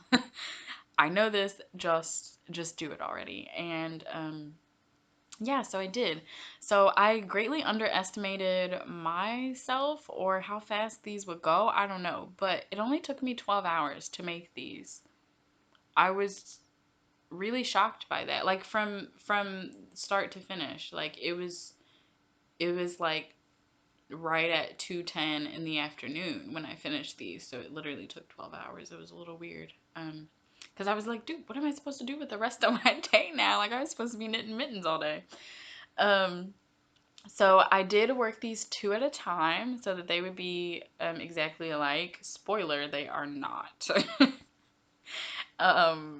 And yeah, all that to say, I love them. They fit great. I'll put them on for you. They do fit. It's not the greatest fit. So I'm going to be, that's not smart. I'm going to have fiber in my mouth now. But, so you can see, like, they do fit. It's nice. What I don't like, so I'm going to have to, okay, let me show you. So first of all, the tops, the decreases, I just, like, did some ish, y'all. Yeah. So that's why they really don't match. It's because of the tops. But I didn't really care about that, like, whatever. They're also a little bit too big for my hands, which I don't mind. I think that's the way mittens are supposed to fit anyway. So like that part is fine. But really, the reason why I'm going to be ripping these back out, at least I'm going to rip half of them out, not the whole thing. The ribbing is great. So, what was I about to say? The thumbs. I don't know if y'all can see, but like, I don't think you can. So let me do this, right? Like you can see, and my thumbs are basically the same size. So like where this indentation happens and where the actual, like I need this, because here's that, like this part where that all comes together. That's where that is. That's where that is. I'm pinching the top of that. That's a lot of space. Like, and you know, like I can still move my thumb just fine, but I don't like how shallow that is. So I'm gonna be ripping. So I'll have to take the thumb tails out, and you can see I haven't, these again, I haven't woven in any of the ends, and I'm really glad that I didn't, because now I'm gonna have to take them out. I wore them for the first time the other day because it was super cold, and um, I came to these revelations while I was wearing them. So I love that they're finished, but I really want these to be perfect, right? So I'm going to be ripping back to the top of this thumb gusset, and I'm going to take out a couple increases, I think. Maybe a few increases. Yeah, so that this is more like I want it. And then I will finish out the hands again and try to make the tops of them more similar. And then this thumb will be a bit more separated off from the hand, which will really, it'll be better. Um, yeah, but I mean, I love them. They turned out super pretty. So like I said, I worked them two at a time. So this was the one for this skein because it ended in the orange. That's how I can tell. And then this came from this skein. So the other thing that I wanted to mention, this skein at the beginning here, total fingering weight. Like it was not DK weight, y'all. Um, yeah, it was actually kind of cool because when I was starting this one and knitting with that part, I was like, dude, this is legit fingering weight. Like, and actually a lot of this skein really was fingering weight. From what I've knitted up. Yeah, that one. From what I've knitted up so far, that's in here. Like there's still some fingering weight sections in here. Like you can see those lines. The one thing that I will say about just the spinning structure, I think that it might be just a little bit overapplied. But also like I think it's fine. You know what I mean? Because like when you're working with not hand spun yarn, commercially spun yarn, that's what I mean. Um, like sometimes it'll kink back up on itself too. So like it was really good to work with this. Like some parts I was like, okay, maybe it's a little bit overapplied, but as a whole, I'm really proud of the plying that I did on this. So yeah, so now that I've like actually knit with my hands spun, I'm like, okay, I know a little bit more now what I actually want from it. So yeah, like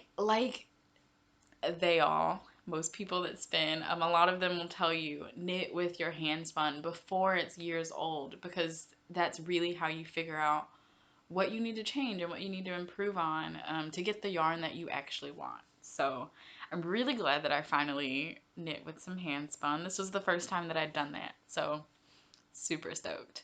And I don't think I mentioned this. This is the Tuscan Sunrise colorway from created by LCB. I love her fiber. Cannot wait until I have the money to be buying fiber again. I can't wait till I have money to spend on craft things in general, because the first thing I'm doing is buying some more Felici yarn, and I'm gonna buy some more fiber. So yeah, there's that. So you're seeing, I really wanted to show these to you.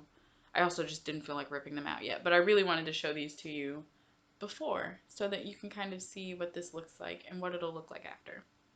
So there's that. Again, I'm super excited that I did not weave in those ends that day because I kept being like, oh, you should do it. You should do it. Like, have them completely finished. I'm glad I didn't because I am going to have to rip that back out. Okay. So that was last Wednesday. And then, doop, doop, doop. Okay, and that helps because I've already talked about my spinning FOs now. So these last two, okay, I don't know if anyone else has noticed, but I'm basically taking little sips like every 30 minutes. There's a piece of hair in my mug. I'm sure that it's mine.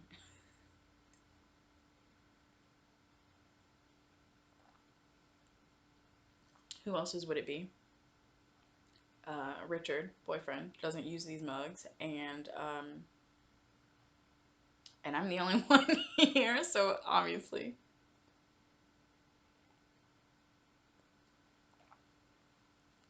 Okay. I might legit have to take a little break soon. My stomach feels like it's about to start eating itself. Okay.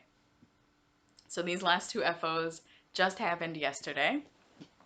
If you follow me on Instagram, you've probably already seen them. So this is Quilting Bee by the Blue Flower. Let me hold it.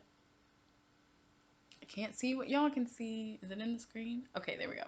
So this is Quilting Bee by the Blue Flower. This came out 2 markets ago. Yeah, I think this was market 2019. I did not buy this, so okay, so this is on 25 count mystery even weave. It's like a natural and brown color. I bought this fabric and this pattern at the only crafty retreat period that I've been on, because I have not yet been to a knitting retreat either, or like yarn festival or anything. So yeah, so anyway, last January at the beginning of the year, I went to a cross stitch retreat in Huntsville, Alabama. It's a couple hours away from me, and that's where I got both this fabric and the pattern. I did a conversion to DMC. I started, so my pattern's right here. So this is what the original looks like. And as you can see, it's charted in Gentle Arts, well, and 1 Crescent Colors. But it's charted in Fancy Flosses. She does give a DMC conversion, a suggested conversion. Really interesting, because I now have that color. Okay, anyway. I started with these, and then if I didn't have them, I just stashed stove for what I want. For what I wanted and thought would look good. And then I talked about this. I think it was one of the November vlogs that I talked about this.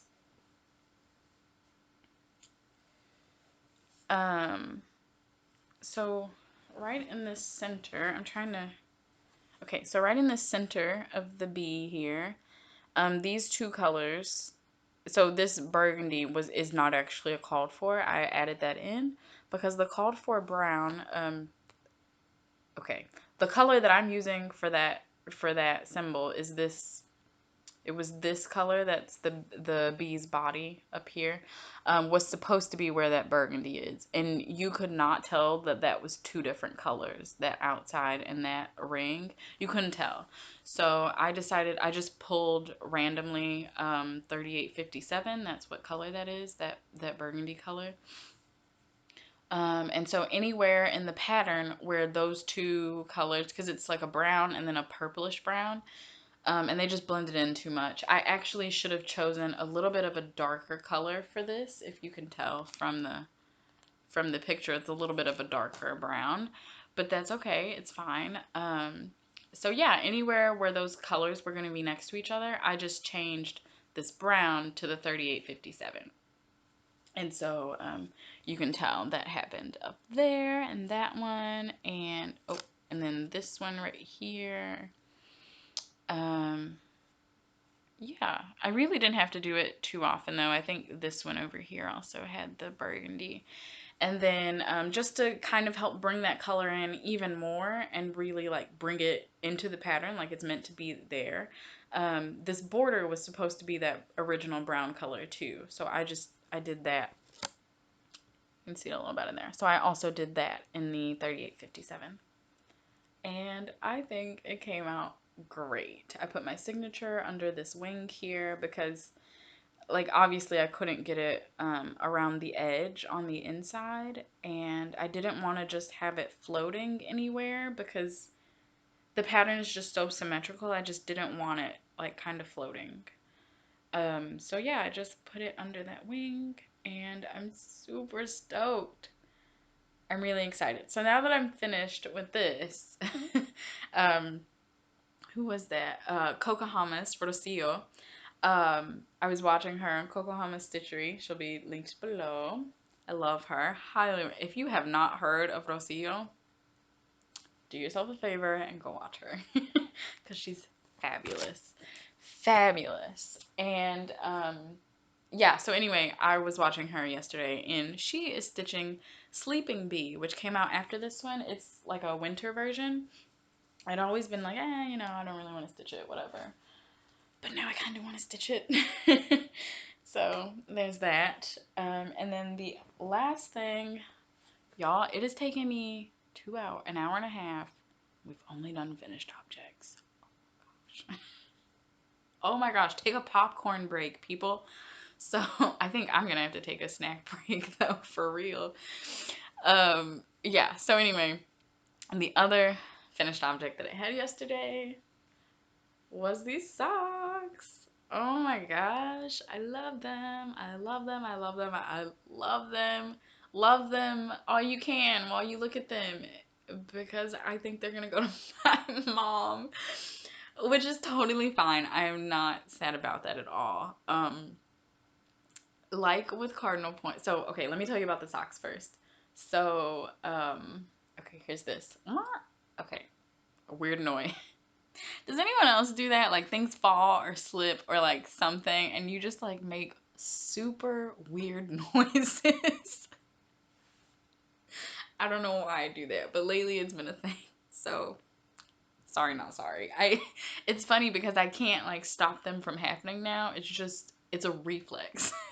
So, sometimes I do that around my boyfriend. He's like, "Are you okay?" I'm like, "Yeah, I'm fine. I just almost dropped something." Anyway, okay, that's funny. So yeah, I think these are gonna go to my mom. I was supposed to tell you about the details. Right. So this is, so I had 7 mini skeins, Insta to the rescue. I had 7 mini skeins of Knit Picks Felici. Oh, this is not Insta, but anyway, they're not exactly in this order. This was before because I caked them all up. Okay, tell things in order so that people maybe understand. So these are 7 10-gram mini skeins of Knit Picks Felici colors. I got these all a couple years ago in what's called a swapless swap. I don't think that they're happening anymore right now. But yeah, they were hosted in a Ravelry group, and they're swapless swaps. So you pay money. You don't have to like send anything to a swap partner. You are paying the money, and someone there was like a different dyer every month, or like a few dyers every month that you could choose from to sign up for. And then you pay the money, and then the person who's over it orders like however much yarn from that dyer, and then they break it all down into minis. They had it where you could either sign up for 5-gram minis or for 10-gram minis. And I think that I only did 5 grams like once. I pretty much always did the 10-gram minis. And yeah, so one of the times that I did it, it was Felici, and I was like, heck yeah, I'm doing that, because I at that point already loved Felici. Or well, I might be wrong. Maybe I hadn't knit with Felici at that point, and so that's why I got these. Spoiler alert, I still basically hadn't used any of these. A couple of them are in the baby blanket I'm making for my best friend. And then anyway, I had 7 left over. There were 7 still in that bag. I had gotten 10 gram minis. 3 were gone, probably in that blanket. And so I had 7 left. And I was like, hey, that is perfect amount to make myself a pair of socks, 70 grams. I could have done it without this contrast heel, but I kind of wanted to do that and keep the stripes intact or whatever. So this is, here's the skein of that. This is Aquitaine by Rain's Obsessive Stitchery. So I actually got a mini skein pack from her at a trunk show that she did. I consider these my LYS, my local yarn shop.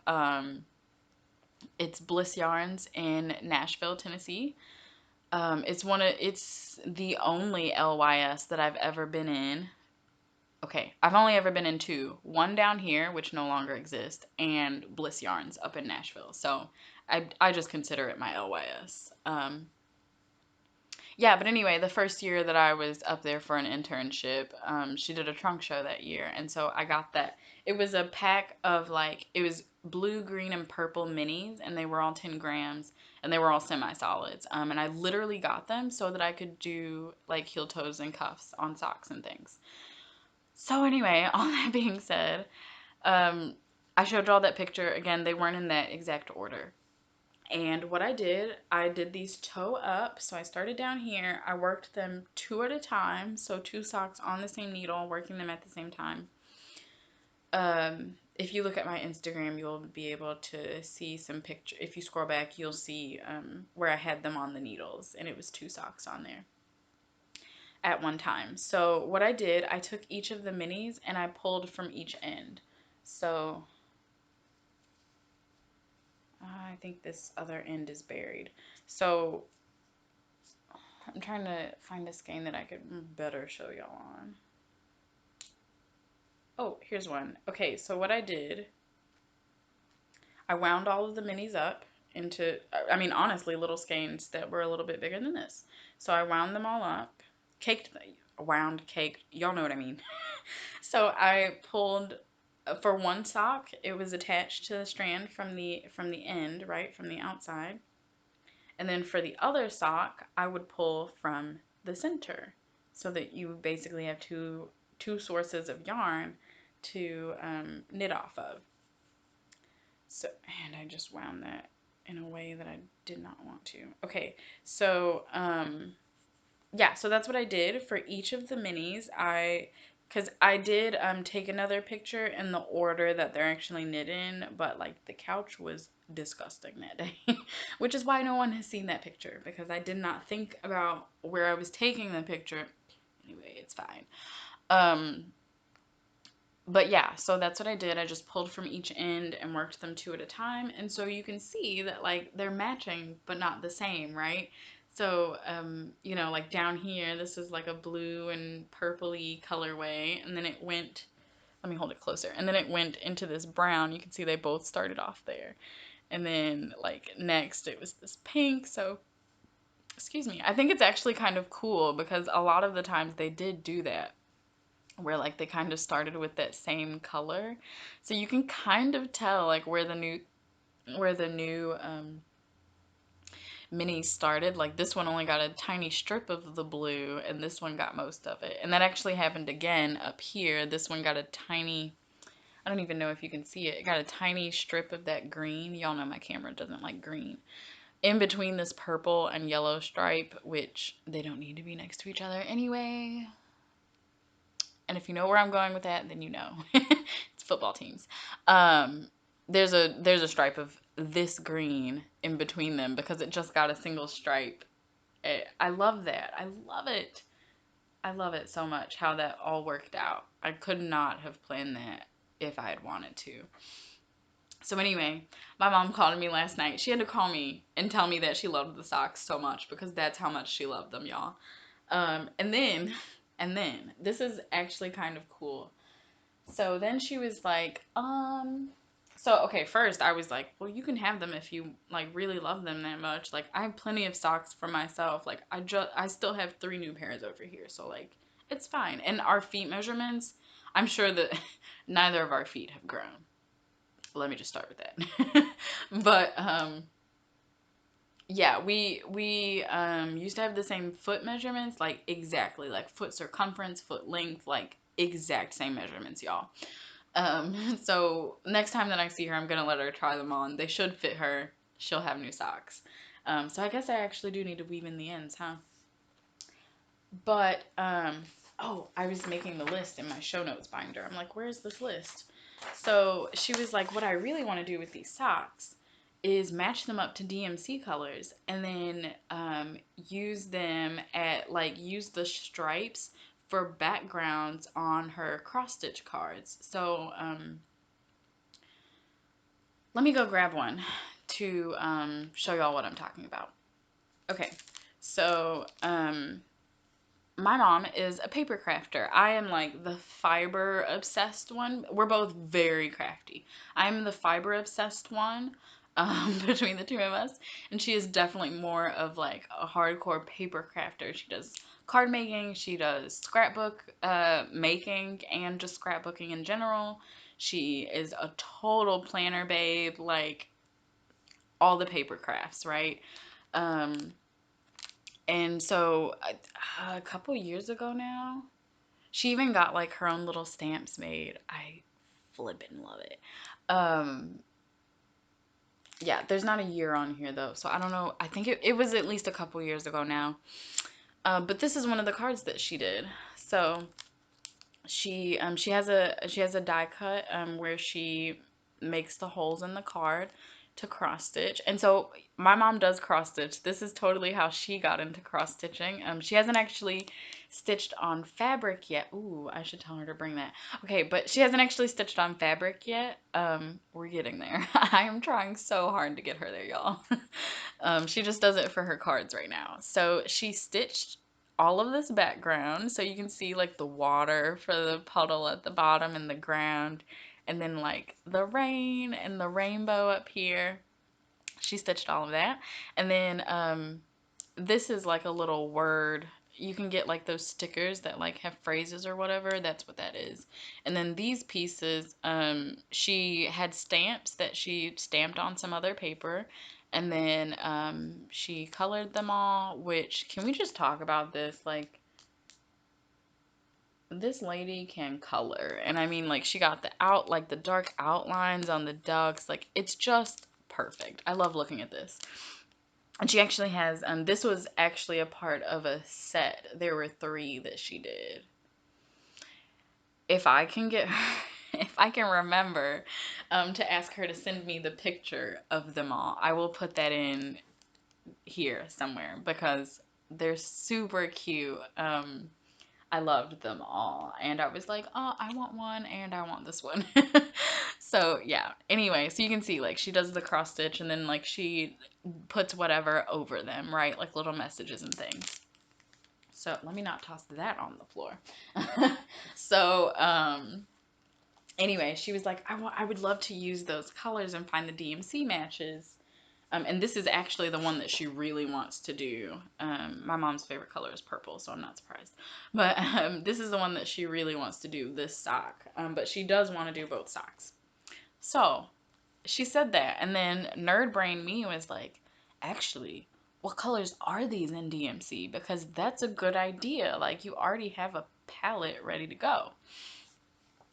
So you can see here, I just wrote the Scrappy Felici socks, DMC colors, and so I just put red to blue, so like it's kind of a reddish tint up here, blue at the bottom, so that I would know which sock. And then the other one has blue at the top and the purple at the bottom.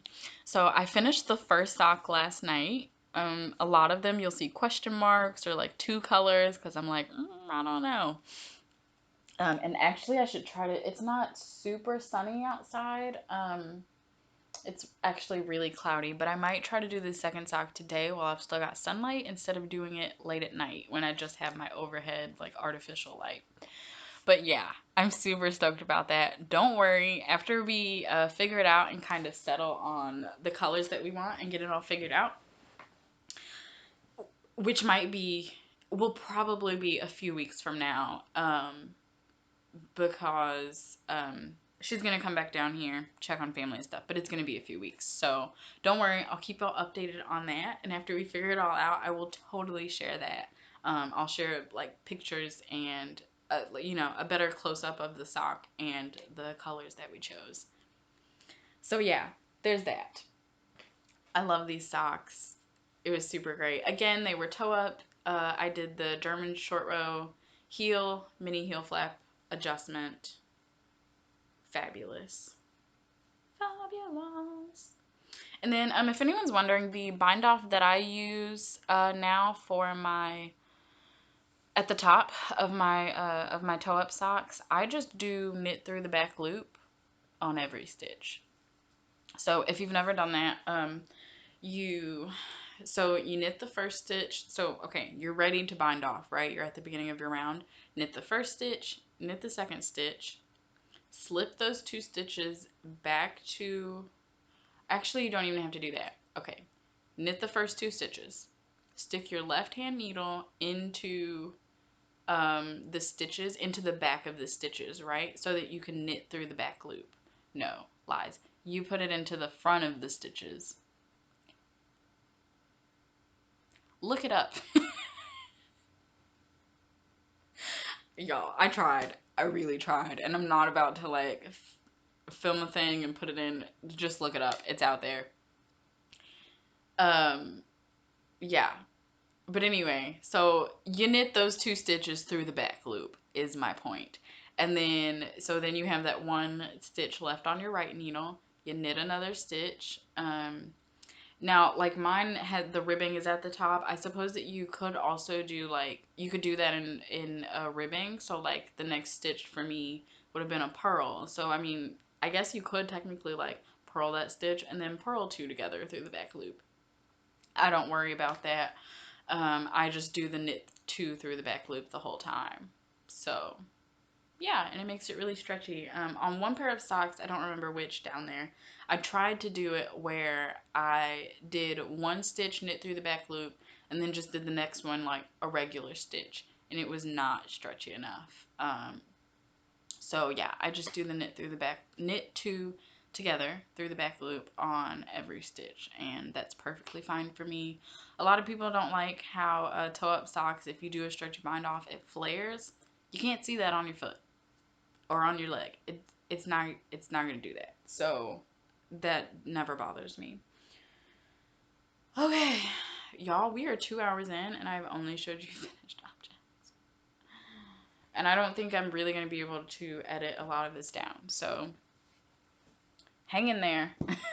And honestly, like that really was, let me go back to my show notes. That really was like most of what I had to show you. Like here are my show notes. So this is where we're at right now. Like, I mean, you can see finished objects was a lot. So we've done all of that. So we're getting there, right? We're getting there. Okay. Whips. Totally channeling Chevis from Chevy Rail Stuff. If you don't watch that channel, I will totally link it below. Go hang out with her. She's fabulous. That's all I can say. She's fabulous. So I don't remember the last time that I showed this to y'all. I truly don't. I guess it was probably during Vlogmas. I think that was the last time I worked on it. So I am knitting a baby blanket for my best friend, for her baby, who probably by the time she gets this will be a year old. Whatever. This is the rest of a magic knot ball that I made. Had a bunch of different minis in it. I think that I'm at like about the halfway point of this when I finish this when I made the entire magic knot ball, like, first of all, you could have thrown it at somebody's head and probably sent them to the hospital. Like, it's dense. But I think it had like over 200 grams in this one ball.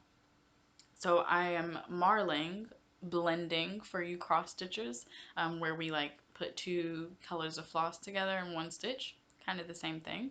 So I'm holding these two yarns together, and this is Loops and Threads Wool-like.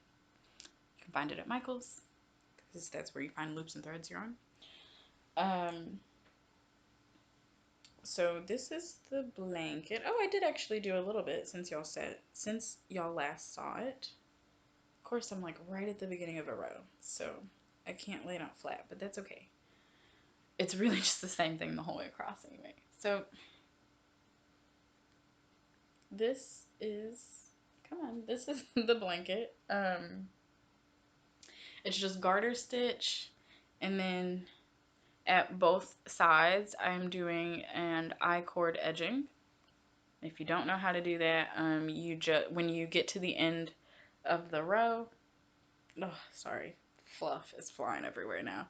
So when you get to the end of your row, you slip the last 3 stitches with your yarn in front. So get to the last 3 stitches, move your yarn to the front, and then you slip those 3 stitches. And then when you turn around to start the next row, you just knit. You just go. Yeah, and then that makes this little like I-cord wraparound. It's super great. Yeah, and I mean, other than that, that's like the most exciting thing that I'm doing is holding 2 yarns and doing the I-cord, because the rest of it is just garter. So just knitting back and forth, and this little, oh, she changed the name of her shop. I will put it on the screen. I never remember. I feel bad. So this little Eeyore Booty stitch marker is from, okay, like I said, I will put the new name of her shop here on screen. She changed it, I think, at the end of sometime last year. And I don't remember what it's called. But she used to be My Beloved Adoria. Is it like Charm something? I don't know. It'll be on the screen. It will also be down below. But yeah, so you can see that's how much I've done since y'all last saw it. Like I said, I think that was during the Vlogmas videos when y'all did last see it. So when I set all these colors up, it was a bunch of minis that I laid out. Minis and a couple of scraps. And I put them in kind of a rainbow fade. It was more just like a fade order. It's not necessarily a rainbow, although it does go through a lot of the colors of the rainbow. So anyway, that's where it is now. We're into this blue. I think we're finally through all the pinks and things, and so now there's gonna be some blue, and I think some purples are also in there. Yeah, I don't really remember, and I can't like see inside the balls, so we're definitely in a blue section right now. So yay. There's that. Now I haven't actually, like I said, I haven't worked on this since December when y'all saw it. I almost did not even put it on the show notes, on my written show notes, to show y'all. But I'm hoping that by showing you, I'll work on it. We know how that works. You'll never see it again. So anyway, there's that. Okay, hold on. I'm gonna have to wind this back up a little bit. I'm really excited though to get back to it, because it's just garter stitch. So it's really like mindless stitching. I can just do it. Now I do have to kind of pay attention because I'm holding 2 yarns, and you don't want to like just be knitting with one and then the other one's, left behind and you dropped it somewhere. So I need to really work on this. I might actually take this to my boyfriend's apartment and just leave it, and then, because a lot of the times when I go to his place, I'll be like, okay, I need at least one knitting project and at least one cross stitch project, because I never really know what my mood's going to be like. So just in case, better safe than sorry, right? So I think I'm going to leave this over, and it's in a Tom's shoe bag that I've had for a while. I think some other project was in it or something, and then I took that out and I was like, well, this is going in there. Um,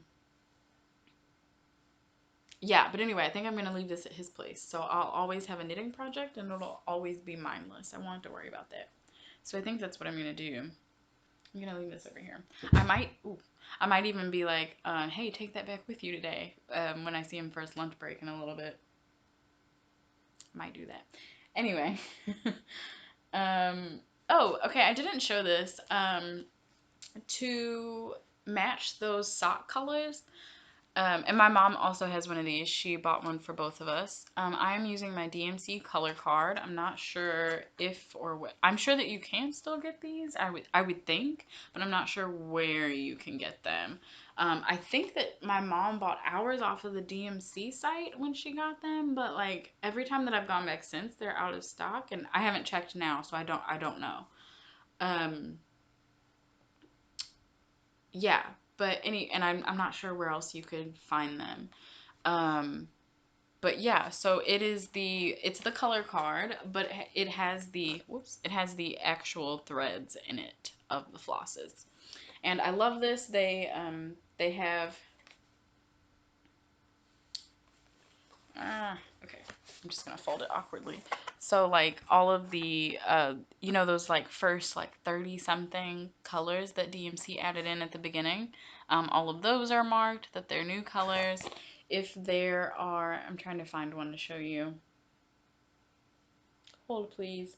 Oh, here's one. Let me mark my finger there. So if there are colors that were discontinued, they they have them like in parentheses under the suggested color that they tell you to use now.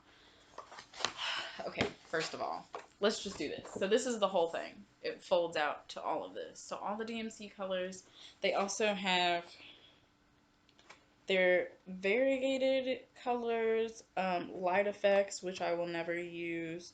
Yeah, those are more variegated. These, I'm not quite sure what these are. I don't know what those are. Don't make me lie to you. But yeah, they're there. They look like gradient flosses or something. But those are there. Anyway, so they have all of those in there. Okay.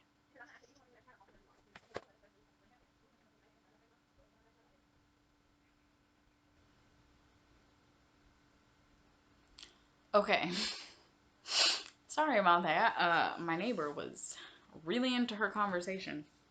Anyway, it's fine.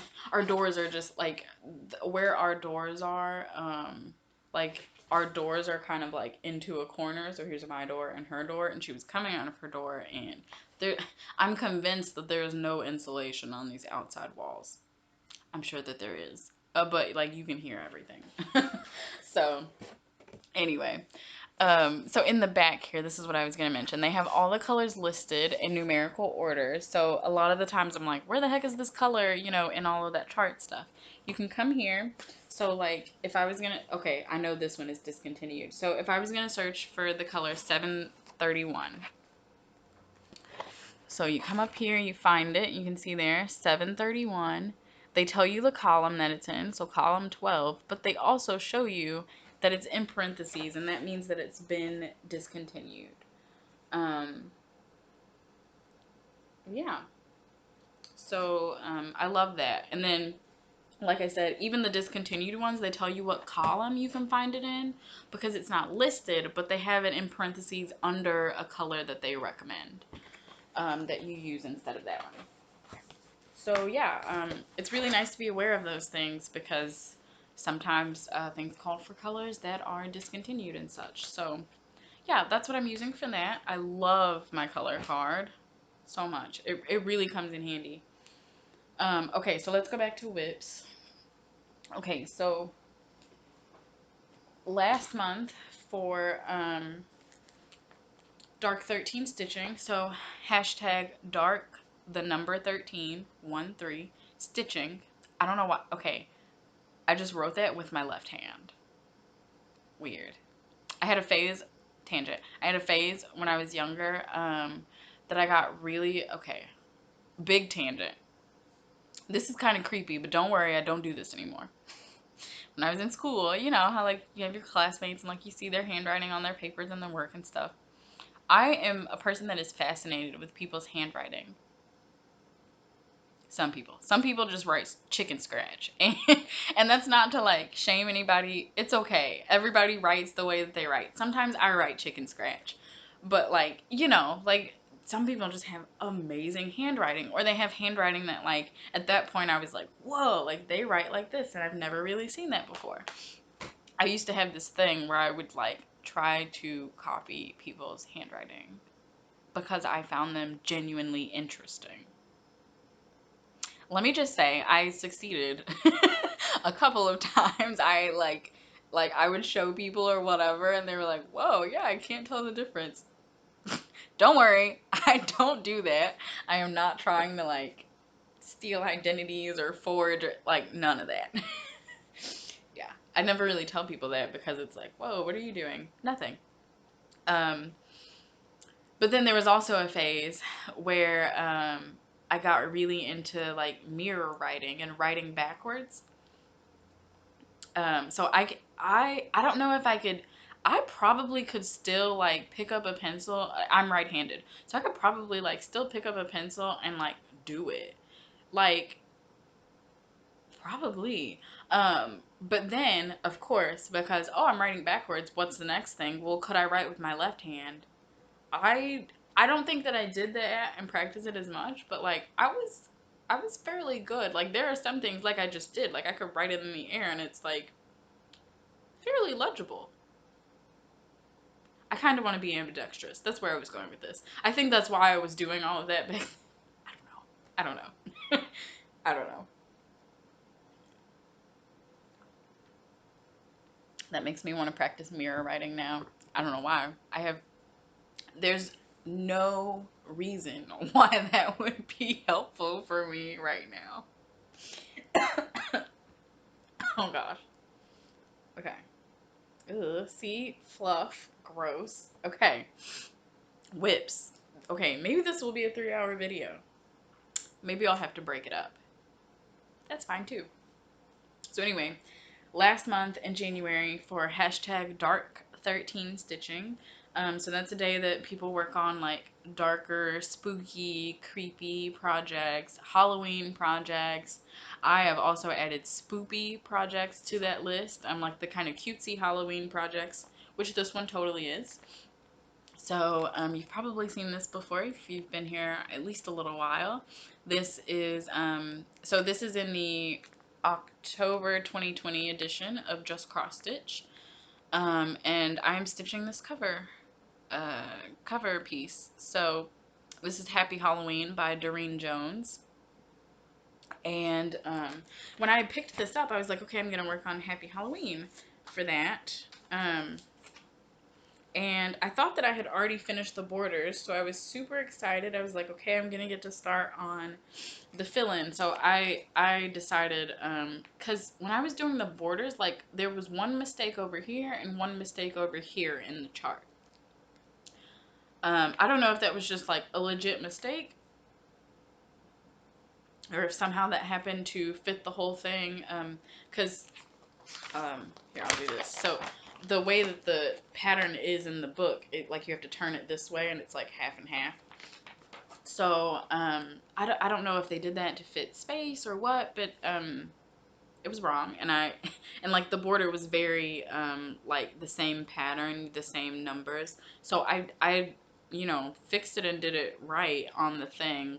So anyway, I'm gonna start stitching from the bottom and work up, so that all of this down here is still like in basically the right spot, and then all of this up here is just like trees and leaves and sky. So if I have to, you know, kind of fudge and add in a few stitches there, like it won't be as big of a deal. So I thought that I was done with my border. No, this is not centered, I know. Anyway, I thought that I was done with the borders when I picked it up that day, and I wasn't. So I think I still had like part of this side and the bottom down there in this like highlighter color to do. So I finished that, and then You can just barely see down there. There we go. I started a little bit of the grass, just tiny bit. So yeah, so that is Happy Halloween. This needle minder I got from Michelle Bendy. Love it. This is 32 count Light Mocha Belfast linen. So yeah, I haven't decided yet. I have two like Dark 13 projects, and I thought that I was gonna alternate, but I might just work on Happy Halloween again. I'm not sure. I kind of do want to pick up Plague Doctor, but I think I might just work on Happy Halloween again and get going on that. This is I just moved it into a project earlier because there were like, I already picked out some of the flosses for it that are called for and stuff, and they were just like flying everywhere when I was trying to get ready. So this project bag is actually, oh my gosh. So Quilting Bee was in a whole thing. I got this, I got the fabric and that pattern, and then I also got this project bag from that retreat last year. So let me take this out so you can see the inside fabric. It's books on a bookshelf. Totally me. Before I was a big crafter, I was a bibliophile, like all the way. And then on the back fabric is maps, and I love me a good map. I love maps and globes. I don't know why. You know how you just have like those weird things that like you can't explain them, you just love them? Yeah, maps and globes for me. I'm not quite sure why, but I love them. I have a giant world map hanging up there. I have adventure awaits that will at some point also be right next to it. I have a mini globe that's sitting there. I still want like a really big globe to put somewhere. When I was growing up, with, you know, living in my parents' house, there was a big globe in the computer room, like, I mean, the thing, you know, like a big globe was in there, and then we also had a mini, like I have, yeah, anyway, oh my gosh, now that makes me want to go find another globe. I don't need that. But anyway, yeah, so, I put Happy Halloween in here today. So that is what project bag it is in. And then, let's see, okay, I'll do that. So, on Inauguration Day, which, whoop, whoop, we have a new president. Oh my gosh. So, actually, I need to take this side off. So, words. On Inauguration Day, there was, okay, I'm gonna have to take this whole thing out, actually. There was a sow that I think Rolodex and some other peeps started. It was the hashtag inaugural Stitch Day 2021, and a lot of people were starting or stitching on like a piece that day for the inauguration, which was January 20th. And this is a pattern that I'm borrowing from a friend, and I had meant to start it last year on Chadwick Boseman's birthday. And if you don't know that name, he is the actor that played T'Challa, Black Panther, in Black Panther. Yeah, and he was in a bunch of other movies as well. I just still have not gotten around to watching them, and I need to. But anyway, I was originally going to start this on his birthday back in November, and I just didn't. I don't remember what happened, but I didn't. And yeah, so then when I heard about that, I was like, hey, that is the perfect day to start this. Let me find the... Okay. I don't think that was for me. Mail drop off. So this is the pattern. It's The Power of Love by Stony Creek. And it says, when the power of love overcomes the love of power, the world will know peace. Which is so true. So true. And so I think you can see why I really wanted to start this on Inauguration Day. Which I didn't actually, I was going to start it while I was watching the inauguration, which I usually, a lot of times I miss things like that, but I went to the grocery store that morning and still managed to make it back right as they were like basically starting all the things. So I watched the whole thing and it was good. I'm so glad that I was able to catch it. Um, it was just great. So anyway, then, okay, let me show you this while I talk. So here's where I am right now. So I started it that day, and then I was like, hey, you know, there's always like people talk about the first 100 days of a new administration, and like how a lot of the times that sets the tone for how the administration is going to be. And so I was like, what if I worked on this every day during the first 100 days? Which, for the record, I've already missed like 3 days. It's fine. It's all fine. So sometimes I would just sit and I was like, Biden's not skipping any of his days. What are you doing? But it's okay. I'm also not POTUS. So, and if all the acronyms, POTUS, President of the United States, POTUS. Anyway, I learned that during high school and I will never forget it. Anyway, so this is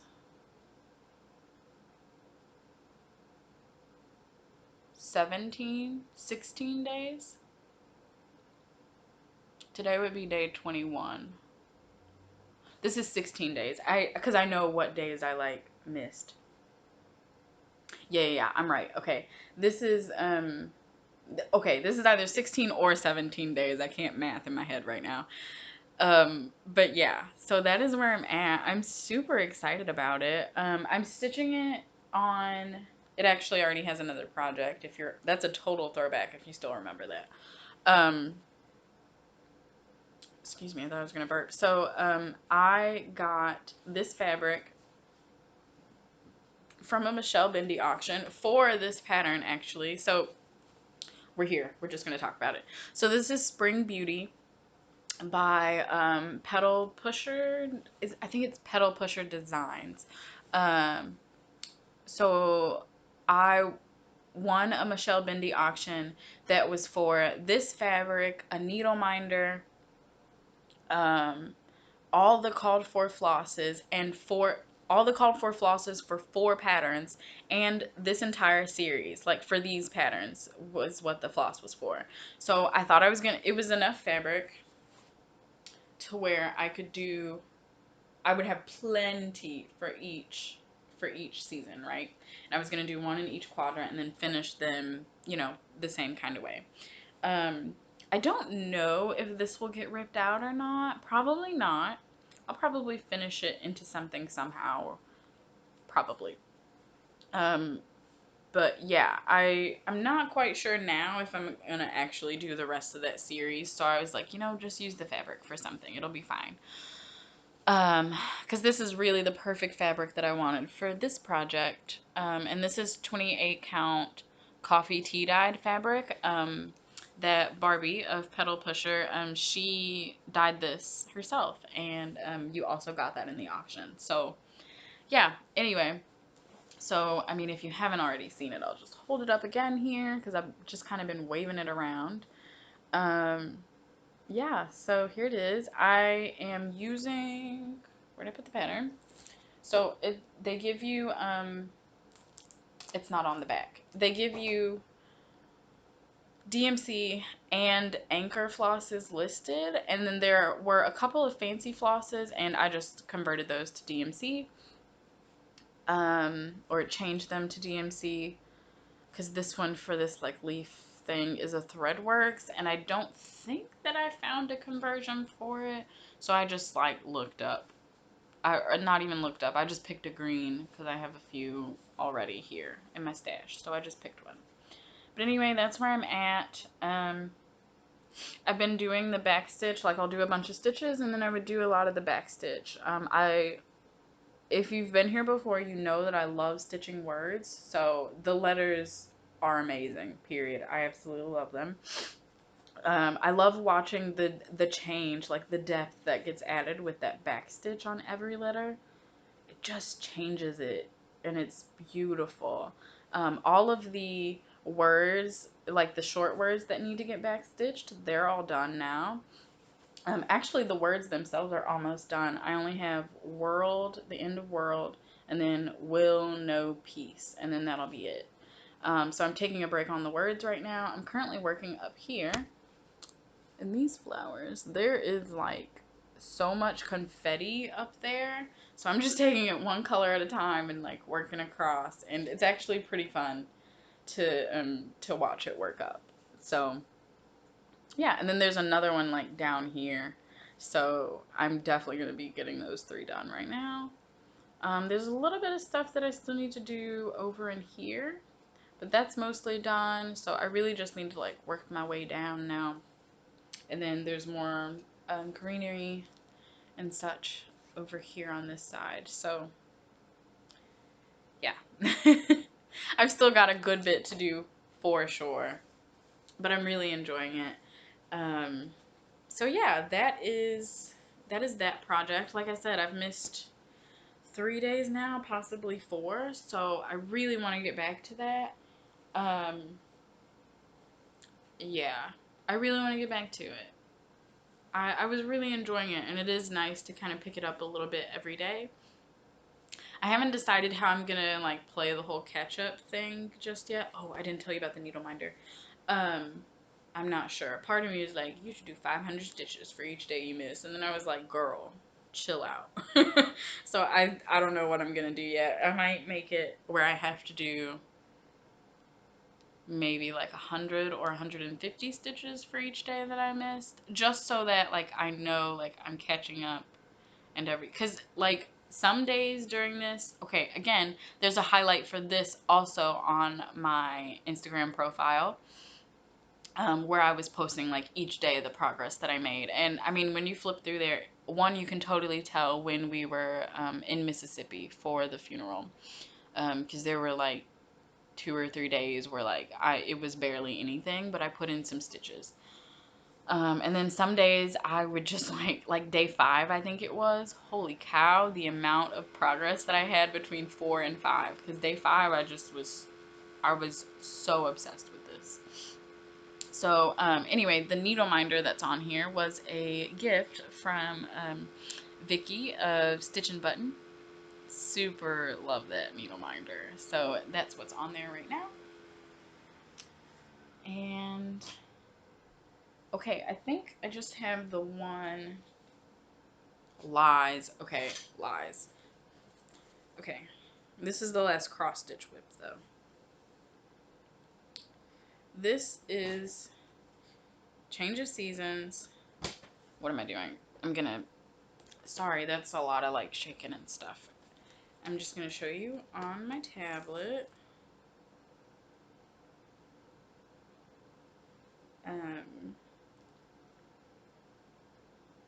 Come on.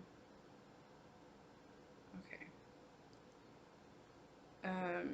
Change of Seasons. View mock-up. There we go. Okay.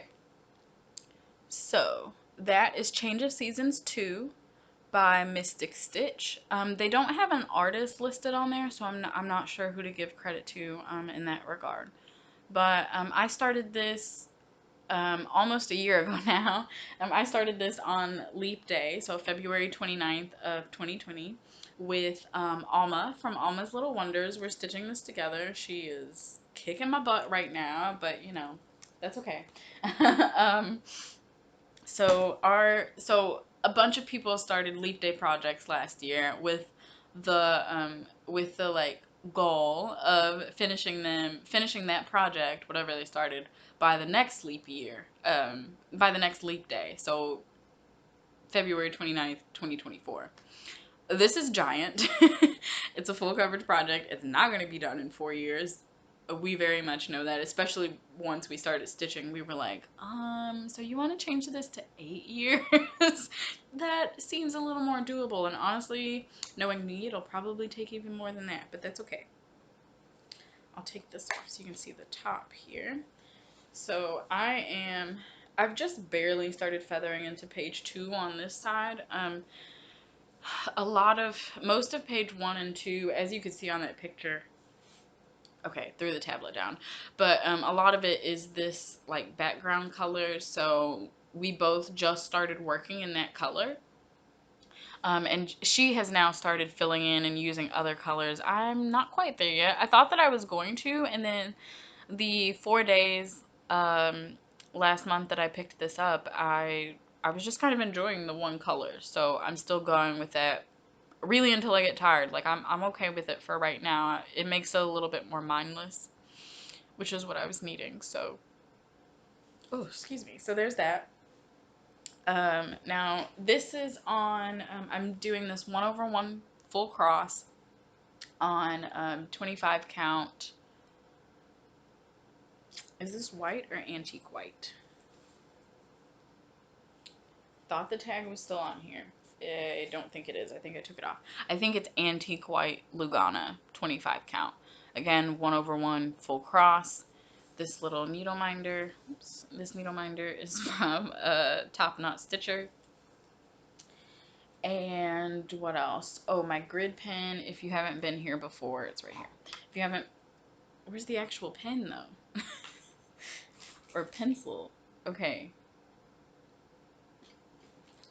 Oh, found it. Okay. There's a lot happening right here. So this is the packaging that it comes in. It's the Bowen mechanical chalk pencil.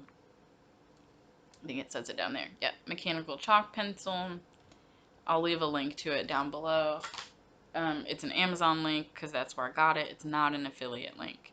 And so yeah, this is what it looks like. It comes with white thread, which obviously I work on white fabric, so they have different colors that you can get. Amy, Creativity by Gidge, is the person that put me onto this, and she was like, yeah, I heard the green is like the best to use or whatever, so I just got green. And that's what I use. So you can see it's a legit mechanical pencil. It clicks and everything. There's the lead, has an eraser. Yeah, so there's that. Yeah, that's what I use to grid, if anyone was wondering, because I really prefer, so for this project I really wanted to get the easy grid fabric, the one with the gray lines, but they didn't have any of that at the time that I was ordering. Yeah, so I just got white and I was like, you know, it's fine, I can grid myself. So yeah, there is that project. And this one, I still need to put it, well, okay. This is a good time to talk about all the challenges I'm doing this year. Didn't I say I wasn't going to plan a ton this year? There was just fluff that fell in front of the camera. I hope y'all saw that. Anyway, I'm not supposed to be planning a lot, but somehow I still decided to do there's more fluff. I still decided to do a bunch of like stitching challenges. Just can't help myself. So, WIP Go, which is WIP Go 2021 for this year, which is the brainchild of Jessie Marie Does Stuff. I'm going to knit a little bit more while I talk about these challenges. So that's hosted by Jessie Marie Does Stuff. It has its own Facebook group. I'll link that below. Basically we're not going to knit. I'm going to show you my WIP Go card. So let me talk while I get to it. So it's basically a bingo card, 5x5 grid. I won't even say that. A lot of people use the free space as a free space. You're not required to. Overachiever that I am. Okay, she just kind of opened it up to the rest of us last year and made this group. So I'm going to say every year or whatever, but last year and this year. I have put a project in that center spot both times. Because why not? Like, you might as well. So, anyway, so I almost wasn't going to do WIP Go this year, and then I was like, you know, why not? Like, let's just do it. Because I knew that I wasn't going to be planning a lot, and I kind of wanted to do it. You know, you've been filming too long when everything just starts, like, acting up. Okay. Anyway. It's going to be a real fun time editing this video. By which I mean, thank God I did it this morning because it's going to take so long for it to come out tomorrow on Wednesday like I planned. Anyway, we were talking about WIP Go. So, this is my WIP Go board, and this is without the February things marked. Because this is just the post I made at the beginning of the year when I finished it. Anyway, here's my board. Yeah, so the first months there were 3 numbers called because the first thing that she called was the free space, coincidentally. So the only project from January that I've worked on so far is Change of Seasons. So backtrack. I just like last year, I do not have any like rewards set up for myself if I finish a bingo or anything because like when I'm able to, I buy myself what I want. And I pretty much start what I want if I like have the fabric and the floss and stuff to do so. So I don't feel like I need a reward or anything in that sense. So I don't set those up, but you totally can. Some people have it where if they get a bingo, they can buy new fabric or they can start a new project or something. And all of these for me are cross stitch WIPs. Some people have knitting WIPs on there. Some people have made a totally separate board for knitting WIPs or like other crafty things. So it doesn't have to be all cross stitch. It doesn't have to be all WIPs. If you don't have a bunch of projects or something, you can break up like full coverage pieces. You could say, oh, I would just want to do page 1 in this block, or you can do a certain number of stitches, a certain amount of time, or whatever. So whatever your goal, whatever works for you. And they don't have to be the same for each project either. It can be project specific goals. So highly recommend that if you're interested, you just kind of scroll through the WIP Go group and kind of just look at what people are doing, kind of get some type of idea if you don't kind of know what your goals may already be. But yeah, the main thing, and Jessie Marie always says this, the main thing is that you set your own rules. The only thing that she does is give us a place to like all chat and have fun with it, and she calls the numbers each month. So she's gonna call 2 numbers each month. Whenever the free space gets called, whatever month that is, it just happened to be January this year. She draws 3 numbers because a lot of people don't have a project on the free space. So, you would need another draw there to get 2 numbers. Anyway, yeah, so change of seasons. Oh, that's what I was going to say. My goal for all of these is 5 days during the month that it's called. And if I don't finish it during the month that it's called, it just rolls over to the whole year. Put in 5 days of work on this.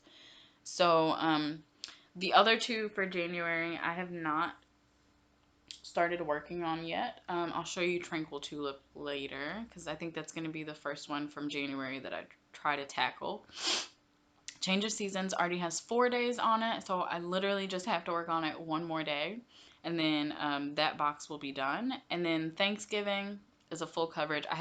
Funny enough, all of the projects for January were full coverage projects, and I just wasn't really feeling them last month. I did manage to work on Change of Seasons, but that was it. So yeah, I'm feeling a bit more normal after kind of a lot of the family stuff and everything. So I'm gonna try to get some goals done. Jesse's also, this is kind of going into plans. This year, something new we're doing with WIP Go is WIP Go Weekend. So the second weekend of every month is WIP Go Weekend, and you basically there's an event for it in the group, and you post your projects that were called for that month, and set your weekend goal, and then you try to reach it. Yeah, and then there's going to be like a drawing at the end of the year, and so you're trying to earn entries for that. Just something fun. January WIP Go Weekend I did not participate in, basically because I was totally on a knitting kick that weekend. So yeah. So anyway, this upcoming weekend is WIP Go Weekend again, and I'm super excited because I've already got one of my projects done. So let me show you this again. So this month, the numbers that were called were 4 and 20. Don't read into that, just coincidence. Although, can I just say, because I remember this from last year, and I think it was like during May that it happened, But anyway, last year, the numbers 4 and 20 came out in the same month when they were called. Like, that happened last year too, and I find that fascinating. Like, I don't know what it is, but I just thought that was so interesting. She's just randomly drawing them, so it's not like she did it on purpose. But then it happened again this year, and I was like, that's really interesting. So anyway, nerdy things that you just kind of remember for no reason. But anyway, the numbers that were called were 4, which is quilting bee. So that one's already been marked off. Like I said, this is not updated, an updated picture. And then 20 is Caterpillar and Alice.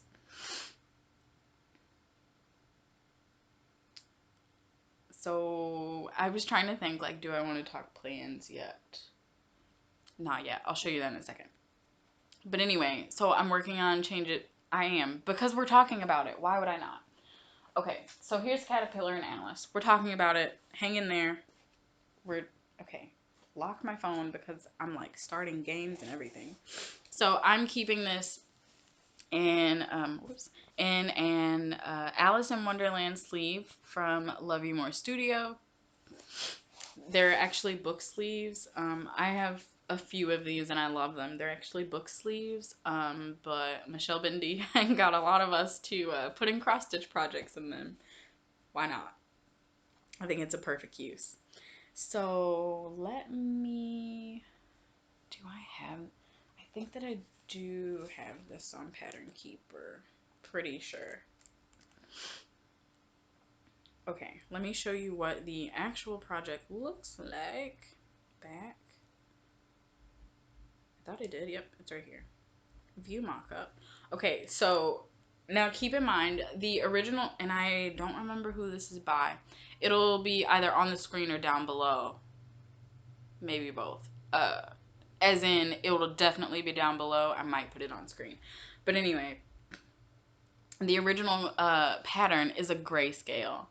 I was not gonna do that, so I changed it to blues. I didn't like it on this fabric that I have, so I changed it to blues, which I think fits more because this fabric has like a very yellowish tint to it. And Alice in Wonderland, her dress is blue and her hair is blonde. And yeah, so I changed this to blue. And in Pattern Keeper, you can change the DMC like according to the symbol. So I, of course, put in the colors that I'm using so that I don't like confuse myself. So that's what it's gonna look like. It's 3 shades of blue. And I actually just had them all sitting here. So it was a light, medium, dark scale. So that's, and I mean it's kind of shadowed, but that is what I'm doing there. So 825, 334, and 162. And you can see a couple of these, most of them are like, you need more floss, girl. Okay, put those down in there. So this is the fabric I'm using. I will have it in the description box what it is because I don't have the tag on here anymore. It's definitely 32 count though. I know that much. Yeah, so that is what I have done. So that, come on now. This is what I'm gonna be starting at. Let me get that out of the way. This little needle minder came from Michelle Bindi. She sent it along with something I don't even remember now. But oh my gosh, I love it. It says follow the white rabbit. As far as it's kind of like a badass Alice thing. That's what I think of it as. I love it.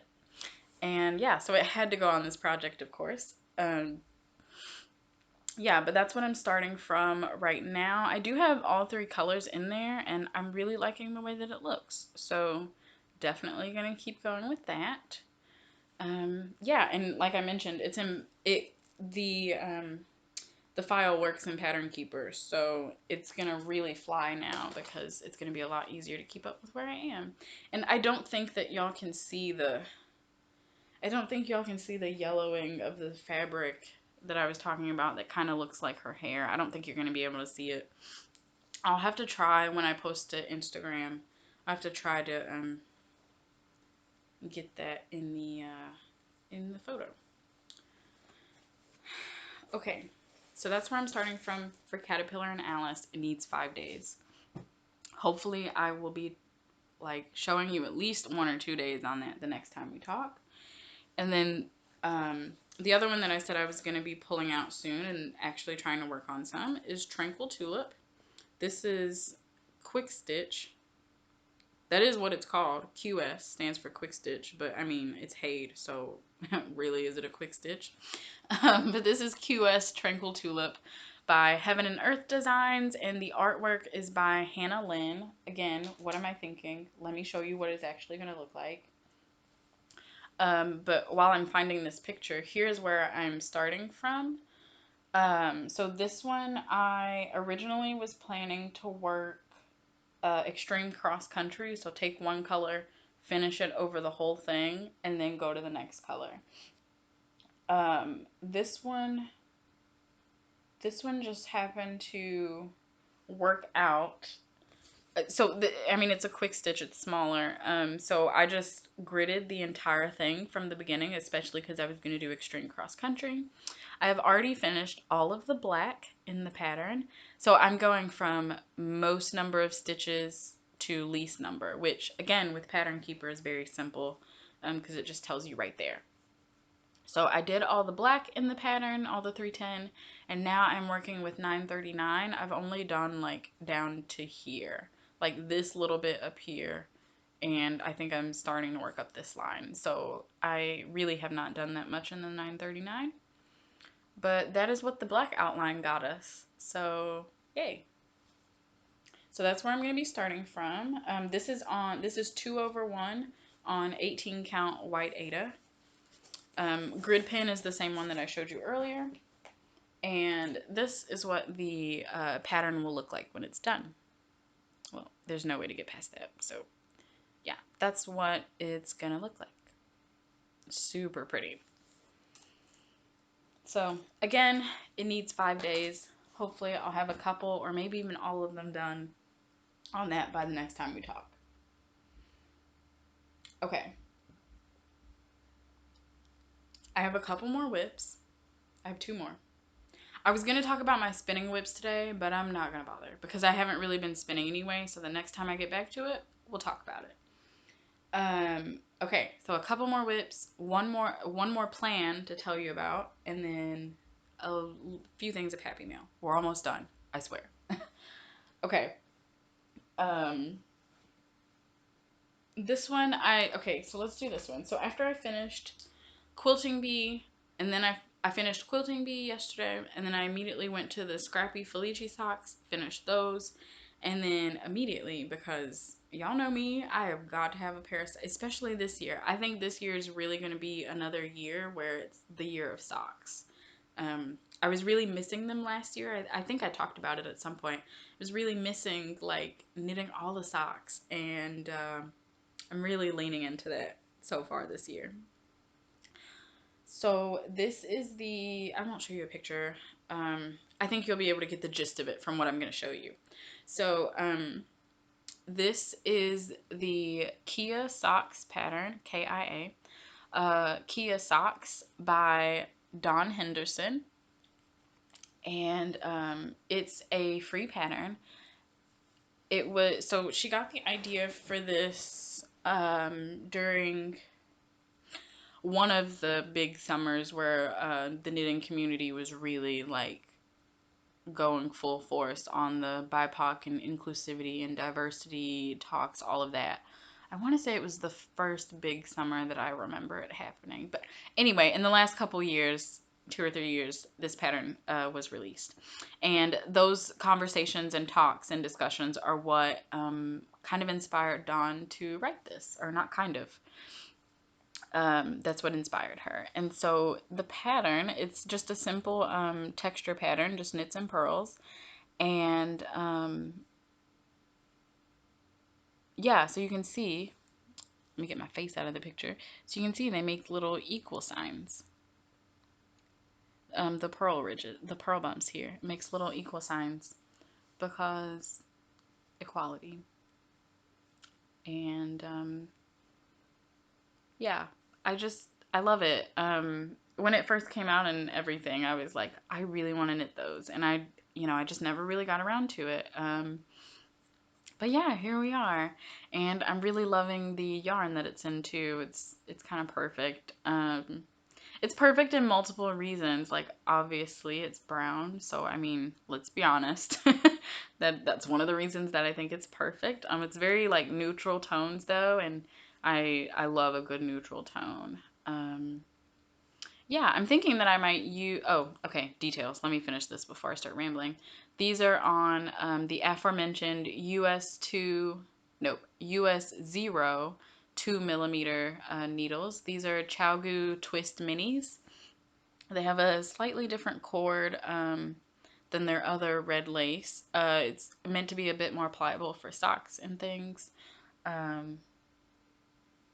Yeah, you can buy these cords and tips by themselves. They also come in a set. On the tips are I think it's like US 000s to US 1.5 or ones. Can't remember exactly, but like it's smaller needles for socks, and then these cables are, like I said, they're just great. But yeah, that is where I'm at. This little light bulb marker is marking the first round of the leg, but I don't really need it. I always do that so that I can go back and count how long the leg is, but for this I'm just going to count how many repeats I did. Yeah, so there is that sock. Floss tube, itchy nose. Because YouTube itchy nose, really. There's also just tons of fluff floating around. So this is the yarn that I'm using. I do have the tag. It's kind of being covered up there, but it's called Trekking. Trekking. So Trekking XXL, and it's 75% new wool. Not sure what that means, but it does say it's superwash, and then 25% nylon. Yeah, I'm not gonna try to decipher what that says. Anyway, it's the yarn is made in Germany, so tag is a little weird. But anyway, this is the squash color. It told me that on Ravelry. The color number is 180, which is apparently called squash. I think that's kind of perfect. So yeah, I'm hoping this was a brand new skein. I got this and another. I actually got this and 2 more skeins of Trekking XXL my freshman year of college. From a knitting group back home. They like sent me a big box of like care package with a bunch of knitting books and yarns and stuff. And so this was one of them. It's a full skein, so I'm hoping that I will be able to get 2 pairs of socks out of this. I kind of want to give my mom a pair because neutrals and like this is right up her alley too, color wise. So maybe we'll see. And then the other skeins. One of the other skeins I did already make socks out of. And then the other one I will probably be doing that next. Okay, and then the other WIP is another one that I started yesterday. So at first I was going to use this skein for like a chunky headband, or a super bulky rather headband. But when I was about to, like, I picked up this yarn and got all ready. I had finally put down the sock rather, and then I was like, okay, we're gonna start this with this yarn. And I just thought about it, and what's the point of a headband? Like, I know me, if I'm like, oh, it's cold out, I need a little something. Okay, my ears might be cold, but like probably my head is also generally cold. So I was like, dude, just knit yourself a hat. Instead of like I really want to make the headbands. I think they're quick projects, and I think it would be cool to kind of learn that twist construction and all of that. So I do still plan to mess around with some headbands, and I might even sell a few. You heard that right. But yeah, I was like, dude, if we're doing this for me, like just make yourself a hat. Like that's what I'm really gonna reach for and wear. So I did. So then, of course, that led me down another deep, dark Ravel research hole of patterns. I'd already been through that once for the headband pattern. So I had to do that again. It's fine. No one's complaining. There's so many nice patterns to kind of realize out there. But anyway, so I searched for a different pattern, and this is the Frost and Rhyme hat by Magpie Fibers.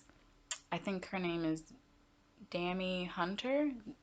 I'm going to assume that's how she pronounces it, Dammy Hunter, of Magpie Fibers.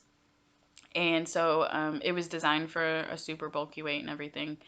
So yeah, this is where I'm at. I only did like 2 rows or something when I was knitting at the beginning of this episode. So yeah, that's what I've got right now. I'm really loving it. It just so happened that when I did the cast on, like all the blue was there, and then like immediately it went into the other colors. So I'm really, really enjoying it. It's gonna be really cozy. I'm knitting these.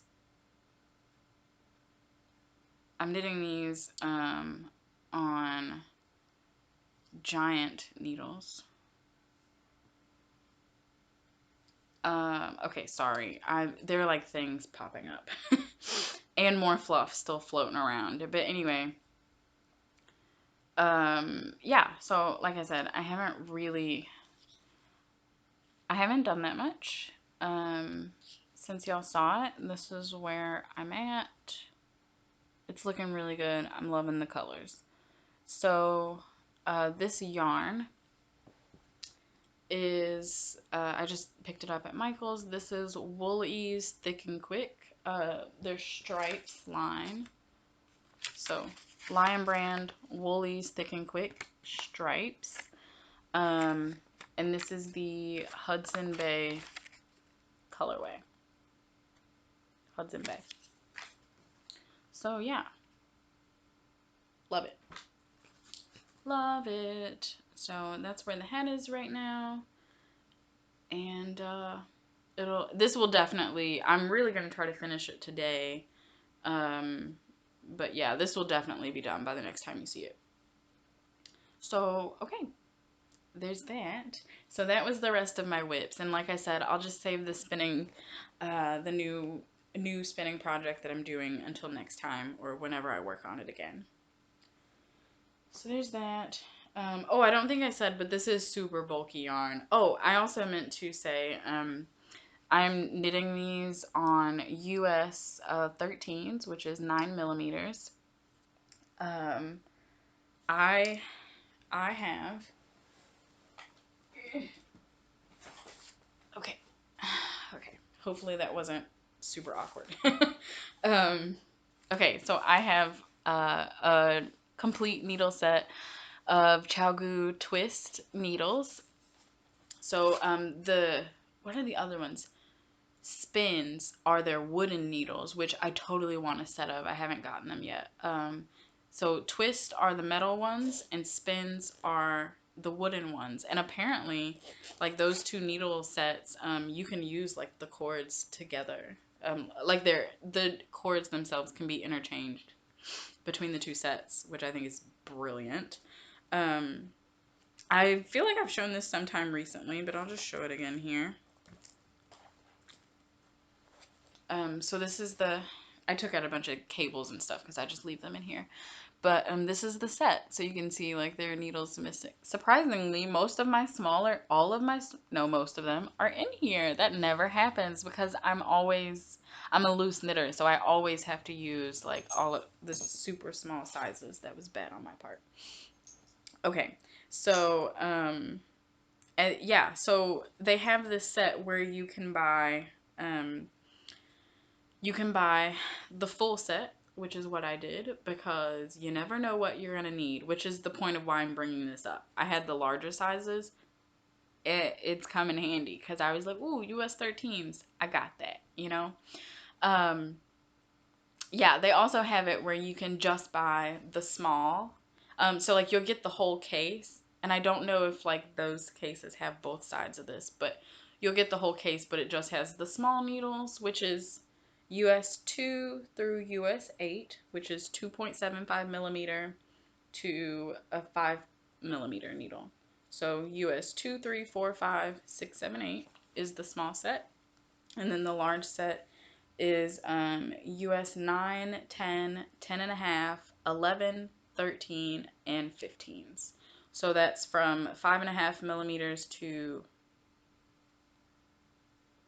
I think that says 10 millimeters. I can't read that on there. Hold on. Yes, 10 millimeters.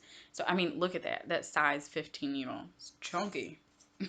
So, anyway, yeah, I'm super excited that I got the whole set.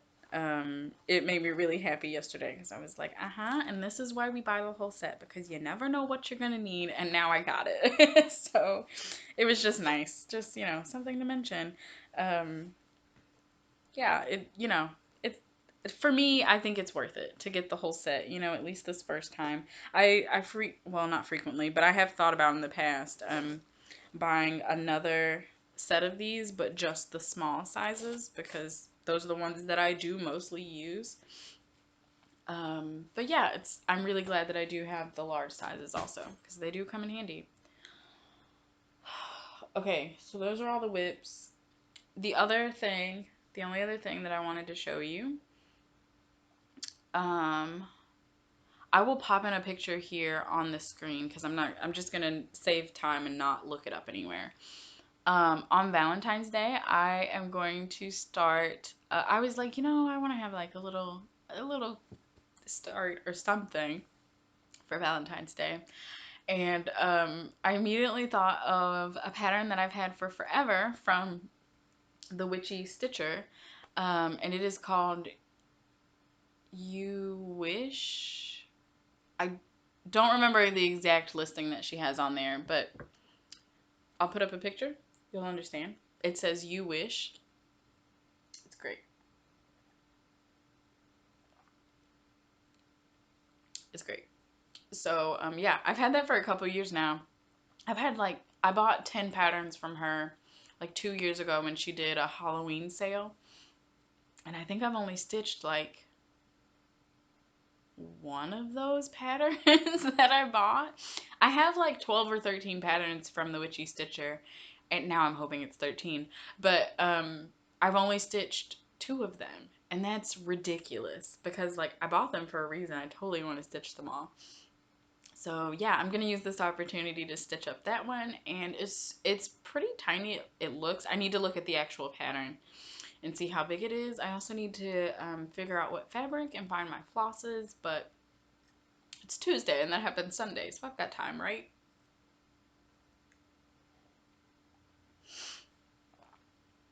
So that's plans for Sunday.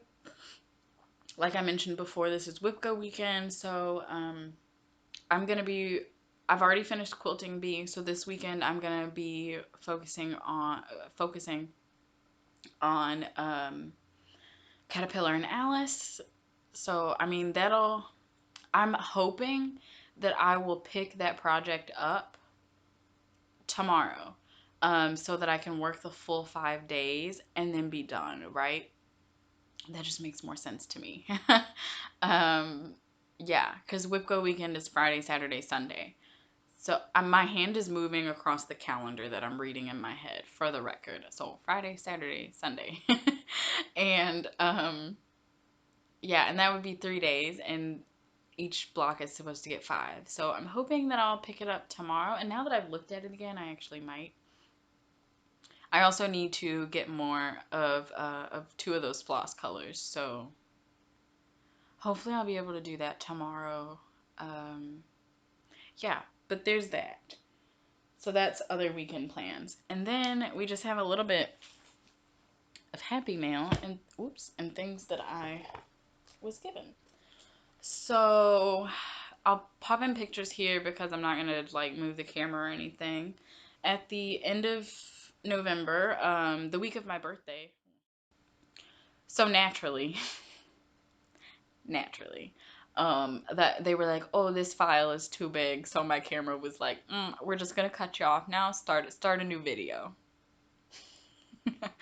Anyway, so yeah, this, I don't know, we'll see. This might honestly be uploaded in 2 different videos because this is hella long. But I only have a couple things, so I swear we're almost done.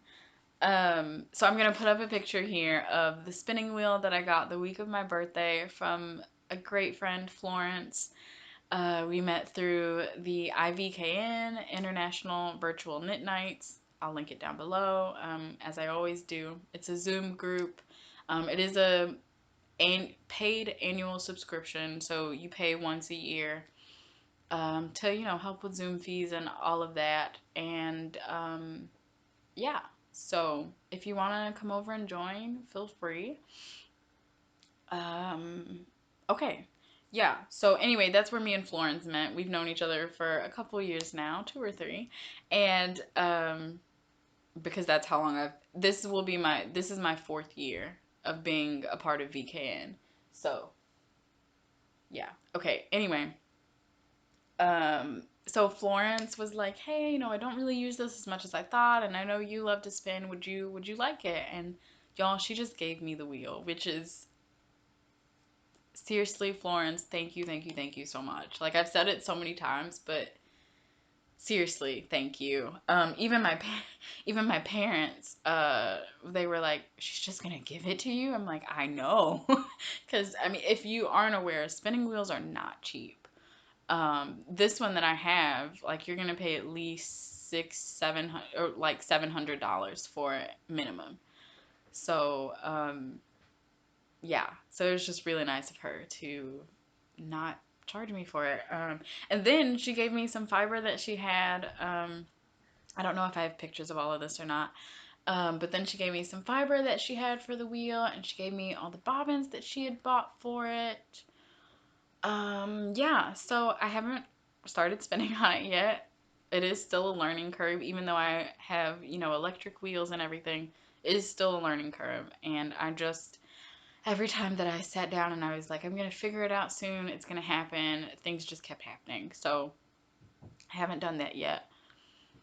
I'm just gonna say I'm hoping for this month, but who knows? It'll be okay. I am gonna seriously figure it out though, because I really want to start spinning on it. Because I have a lot of fiber that I'm like, I don't really want to break this up on my smaller wheels though to fit on those bobbins. I would rather just spin it onto large bobbins. So hopefully that'll happen soon. And then we're going in chronological order, I guess. So then while I was at home, so back in September, I actually dropped this off with my mom when I went to visit then, and we had talked about changing some of our pins into needle minders, which I know I've showed all pins on here before and talked about and such. Yeah, so anyway, my mom was like, "Yeah, I have this magnetic, like, board, paper, or whatever," and she had the idea to basically make a frame where you could stick your needle minders to it, right? Like, it has the magnetic piece. Let me just show you. So here is my needle minder board, and it has the thing where it sits up. I have a bookshelf over here that is housing crafts and not books yet, but anyway, this sits on top of it. Cause y'all know I call this the craft corner, so it sits on that shelf in the craft corner. And here we go. So there they are. This is not all of my needle minders because, I mean, as you've seen, I have some on projects. So these up here were pins. This is also a pin. Well, actually, this is a needle minder. I need to like figure that one out. Something happened with that one, and so I think it broke or something. But I just stuck it up here anyway. This is also a pin.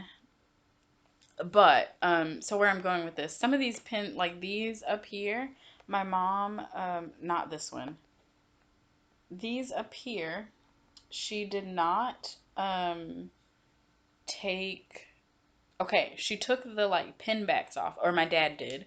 He took the pin backs off of them, but mom didn't, like, for her, she doesn't need to have a magnet on the back of this. She could just put the magnet on the other side of her fabric and it holds her needle.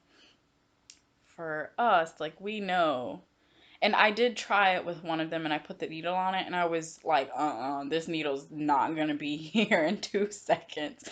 So you can see like she doesn't have the magnets on the back of these like I need. So at some point I'm gonna get some more magnets and glue them on the back of those. Yeah, this one, like she put that big magnet on there, and this one also, like she put the magnet on it.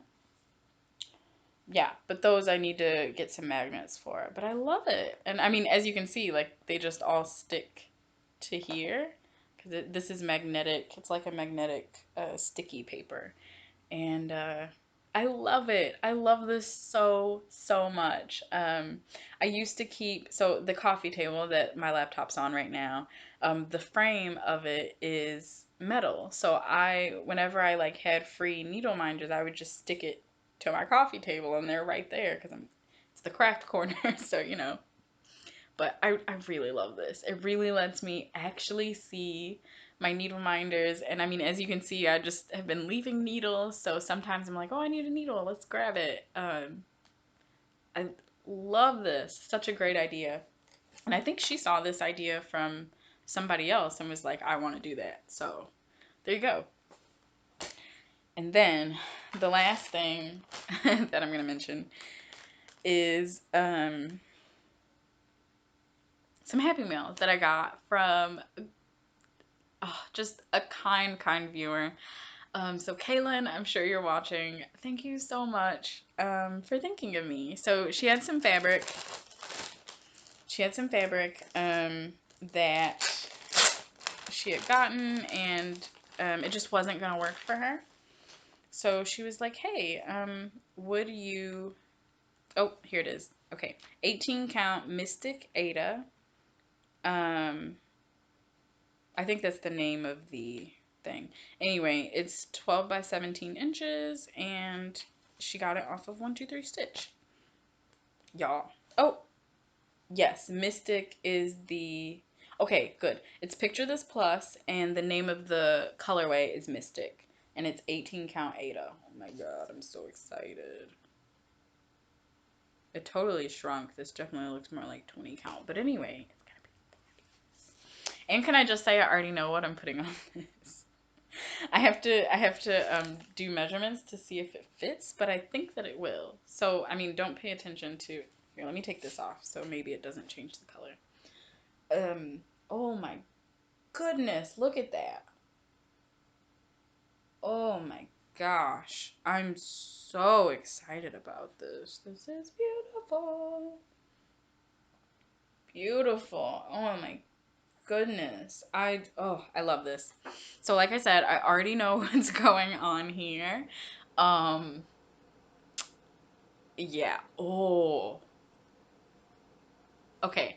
I was watching Caroline Off the Grid Needle Arts yesterday, and she mentioned that she's gonna be starting something for a like kind of random high tea, and I don't remember when she said it was gonna start. I think it's March 1st.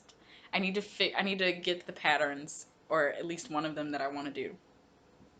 I think I'm gonna have a high tea start with Caroline. Yesterday I was like, I don't know what I would start though. Like I can't think of anything, and I'm like, oh yeah.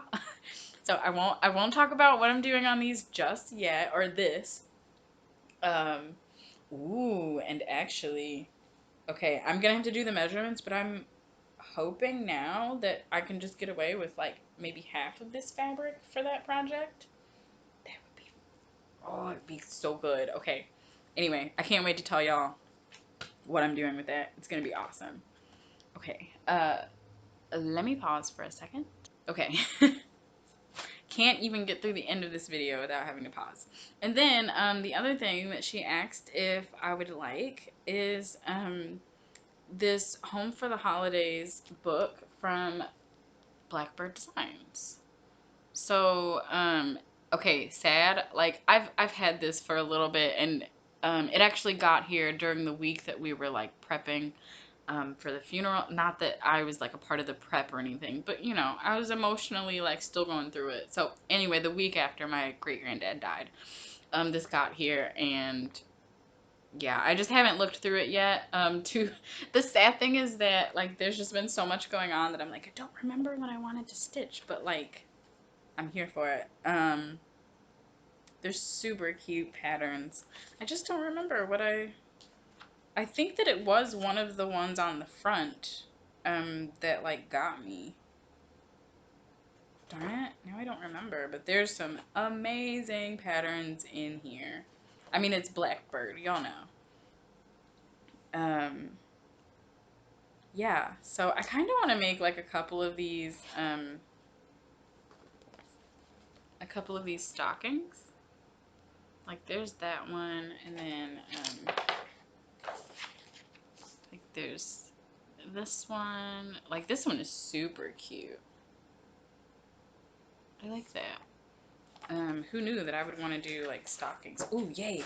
Do they go like all the way through the alphabet? I was really hoping that they would. Y'all, I think they do. Yes, they totally do. the nerd. Oh, and then they like give you a template for like finishing the stockings. Okay. That's cool. So, hold on, I'm going to show you the rest of these stockings. Oh, that's cute. I'm not going to stitch that giant bird though. Let's just be honest. So anyway, there was the second one, and then so here's the net, because you know the nerd in me is like, but you started the alphabet, you're gonna finish that, right? So I honestly might stitch all of these just because I can't help it. And then there's the next set of letters. I really like this one too. I can just tell that's gonna be fun to stitch down here. That's super pretty. And then stocking 5.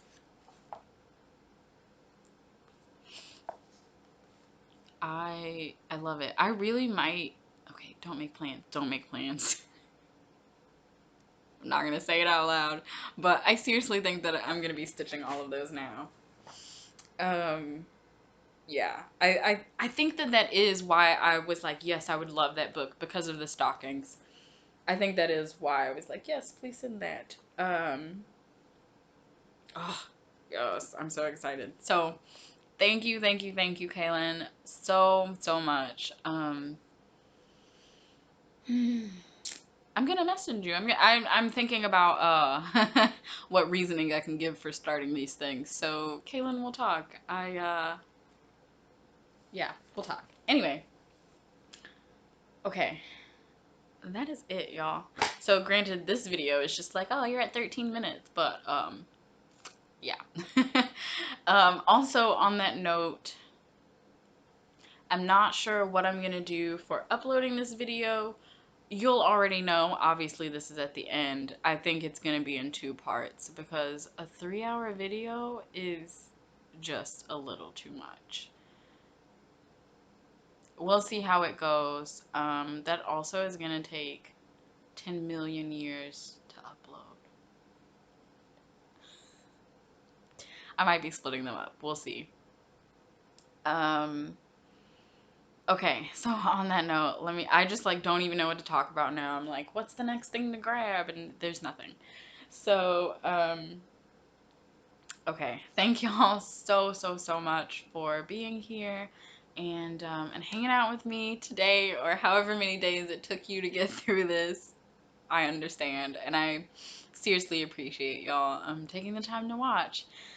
So, okay, hopefully we'll see what happens, just because this is a crazy long video, but I'm hoping that I'm going to be able to get back to some sort of schedule that I wanted to be on.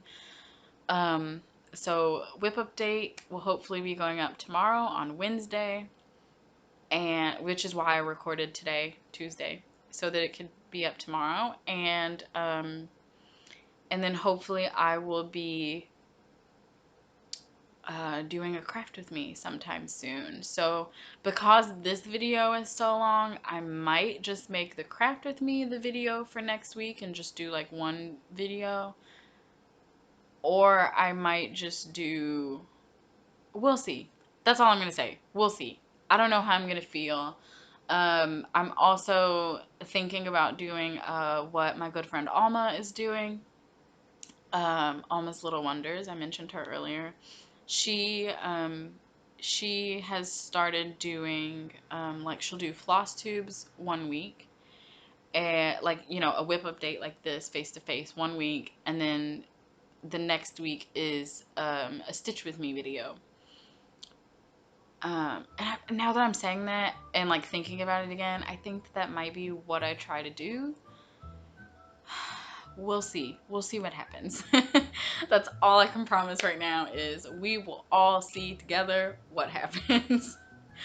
So anyway, yeah, there's the first WIP update of the year. So like I said, I hope y'all enjoyed. I hope you have a great week, a great weekend, and I'll talk to y'all soon. Happy crafting, y'all.